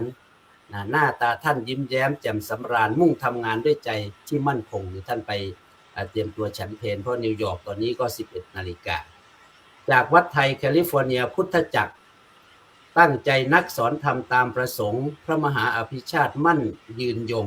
ท่านดำรงในธรรมพระสัมมาท่านพระครูบุญญากรสอนดีแท้ไม่ท้อแท้ขยันหมั่นศึกษาตื่นแต่เช้าทำงานทุกวันมาขอบูชาด้วยน้ำใจที่อดทนมาแล้วครับทำวัดเสร็จปุ๊บถอดหมวกก่อนก็ได้นะครับเพราะว่าผมก็หนาวแทนครับผม พระประหลัดประภาสทำงานดีนับเป็นที่ตั้งใจใฝ่ฝึกฝนแต่ละวันเสียสละสอนเยาวชนเป็นผู้มีความสุขล้นกว่าใครๆคนบุรีรัมย์เนี่ยจะมีความสุขล้นกว่าใครๆบุรีรัมย์เอาตรงกันเลยนะ2 องค์เอาไว้ตรงกันนะองค์หนึ่งแลองค์หนึ่งแลปื้อแล้วก็ท่านอาจารย์พระครูประหลัดอัฏฐสิทธิ์ผู้ที่มีดวงจิตที่แจ่มใสแลเสียงดีให้ข้อคิดเสริมดวงใจสาธุชนยกมือให้โมทนาครับผมท่านกุ๊กไก่นะครับนี่ครับกุ๊กไก่องค์นี้นะครับผมเลขาพาชื่นจิตได้ทุ่มเทชีวิตทุกอย่างหนาทำงานไปทุกวันเห็นกันมาสร้างคุณค่าด้วยธรรมนำดวงใจพิธีกรเสียงเหนือจากสุพรรณยังคงมั่นยิ้มแย้มและแจ่มใสมีความรู้มุ่งมั่นไม่หวั่นใจเป็นผู้ให้เสียสละพระแท้จริงสาธุชนฟังธรรมทุกท่านจงช่วยกันสาธุชนทั้งชายหญิงชอบกดไลค์ใช่กดแชร์อย่าประวิงให้ทุกสิ่งผ่านไปไร้กังวลขอขอบคุณด้วยใจใสศรัทธาสมัชชาอวยพรทุกแห่งหนมีพระธรรมนำทางสร้างกมลมีสุขล้นกายใจทุกท่านเทินครับอันนี้ก็สรุปที่ได้นิมนต์วิทยากรมาครับผมครับนิมนต์พิธีกรต่อครับกับขอบพระคุณครับหลวงพ่อกุ๊กไก่กับอาราธนาพระอาจารย์พระครูวินัยธรบุญยกรในรอบสรุปครับฝากสาระนะครับ ฝากไว้เป็นคำสั้นๆย้ำที่อาจารย์พระมหาปิยะได้กล่าวไว้นะครับอุตสาหปฏิบัติแล้วก็ไปพัฒนาต่อและที่สำคัญที่เป็นเอกลักษณ์ของชาวพุทธของเราคือความมีเมตตาความกตัญญูความอ่อนน้อมถ่อมตนความมีน้ำใจเสียสละเหล่านี้มันหล่อหลอมมาจากวัฒนธรรมมาจากธรรมะทางพุทธศาสนาแต่ที่สำคัญก็คือว่าให้เราเอามาใช้ในชีวิตประจำวันของเรานี่แหละให้เขามองว่านี่คือคนไทยก็คือเป็นคนที่เป็นชาวพุทธได้รับความรู้จากพุทธศาสนาการฝึกอบรมจากพุทธศาสนาขอบคุณครับขอบคุณครับกระผมอาตมาภาพผู้ดำเนินรายการค่ำคืนวันนี้ก็ได้ไปศึกษาหนังสือของพระเดชพระคุณหลวงพ่อเจ้าพระคุณสมเด็จพระพุทธโฆษาจารย์ปอ.ประยุตโตเกี่ยวกับวัฒนธรรมกล่าวโดยสรุปก็คือมีเกี่ยวกับที่เราได้สนทนาธรรมกันค่ำคืนวันนี้4หัวข้อด้วยกันวัฒนธรรมของชาวพุทธเรียกว่ามี4ด้านก็คือในด้าน ที่หนึ่งวัฒนธรรมทางด้านวัตถุนะเราเรียกว่าพุทธศิลป์ก็ได้สองวัฒนธรรมทางสังคมอันนี้ที่ครูบาอาจารย์ได้เมตตามาสนทนาสามวัฒนธรรมทางจิตใจนะแล้วก็สี่วัฒนธรรมทางปัญญาทีนี้ประเด็นที่เราอยู่กับการเปลี่ยนแปลงของโลกเนี่ยก็จะมีว่าเราเนี่ยเป็นฝ่ายรับนะรับมานะจะรับยังไงนะจนจะก้าวมาเป็นผู้นำได้แล้วก็จะรู้ซึ้งไปถึง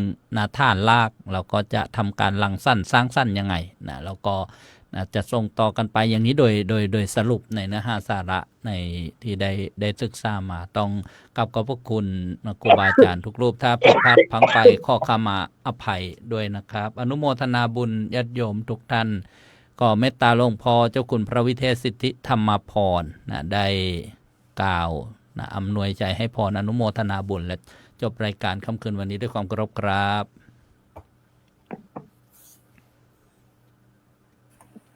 ครับพระครูว่าประหลัดอัตสิทธิ์ไปซะแล้วผมสงสัยอยู่คำหนึ่งก็คือตอดแต่เมื่อกี้ที่ท่านว่าสองคำไม่รู้ความหมายว่าไงอาจารย์อภิชาติครับผมครับ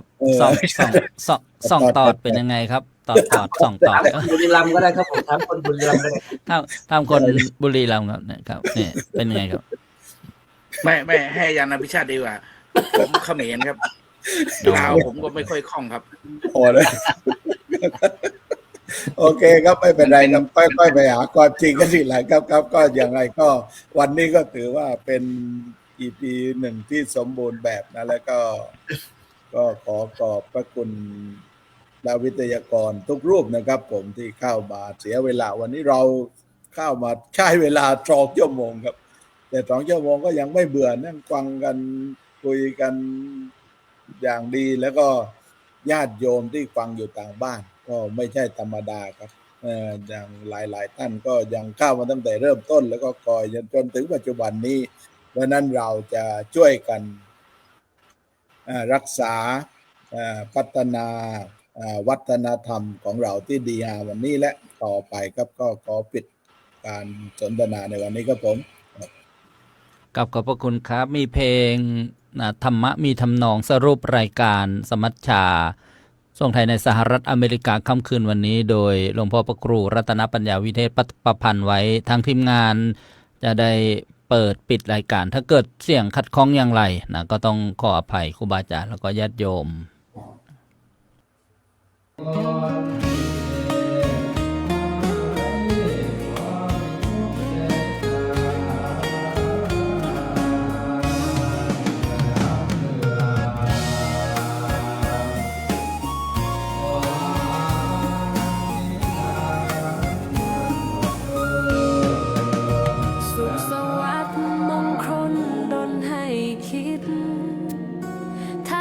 ผู้ชมทั่วทิศจงสดใสสมัชชาจัดรายการเสริมจิตใจมามอบให้เป็นของขวัญทางปัญญามีพระสงฆ์9 รูปมาสอนธรรมเพื่อน้อมนำให้เราได้ศึกษา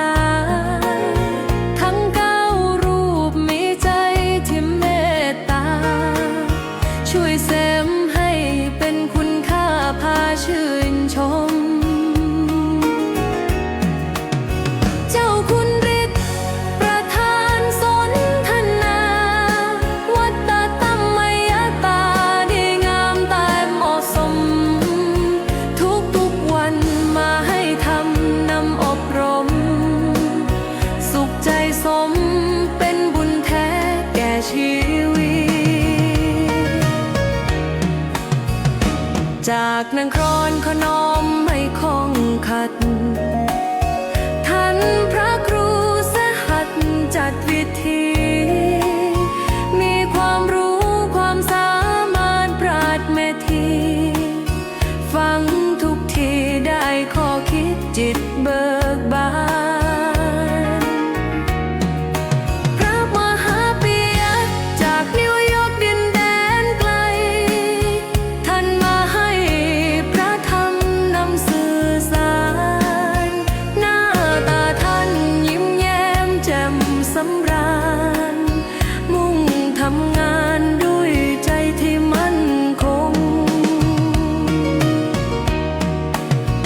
จากวัดไทยแคลิฟอร์เนียพุทธจักรตั้งใจนักสอนทำตามประสงค์พระมหาอภิชาติมั่นยืนยงท่านดำรงในธรรมพระสัมมาท่านพระครูบุญยกรอนสอนดีแท้ไม่ท้อแท้ขยันหมั่นศึกษาตื่นแต่เช้าทำงานทุกวันมาขอบูชาน้ำใจที่อดทนพระปลัดประภาสทำงานดีนับเป็นที่ตั้งใจใฝ่ฝึกฝนแต่ละวันเสียสละสอนเยาวชนเป็นผู้มีสุขล้นกว่าใครใดท่านพระครูปลัดอัฏฐสิทธิ์เป็นผู้มีดวงจิตที่แจ่มใสและเสียงดีให้ข้อคิดเสริมดวงใจสาธุชนยกมือให้โมทนา ท่านกุ๊กไก่เลขาพาชื่นจิต ได้ทุ่มเทชีวิตทุกอย่างนาทำงานไปทุกวันเห็นกันมา สร้างคุณค่าด้วยธรรมนำดวงใจ พิธีกรเสียงเหนือจากสุพรรณยังคงมั่นยิ้มแย้มและแจ่มใส มีความรู้มุ่งมั่นไม่หวั่นใจ เป็นผู้ให้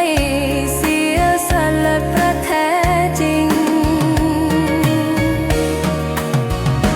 สาธุชนฟังธรรมทุกท่าน จงช่วยกัน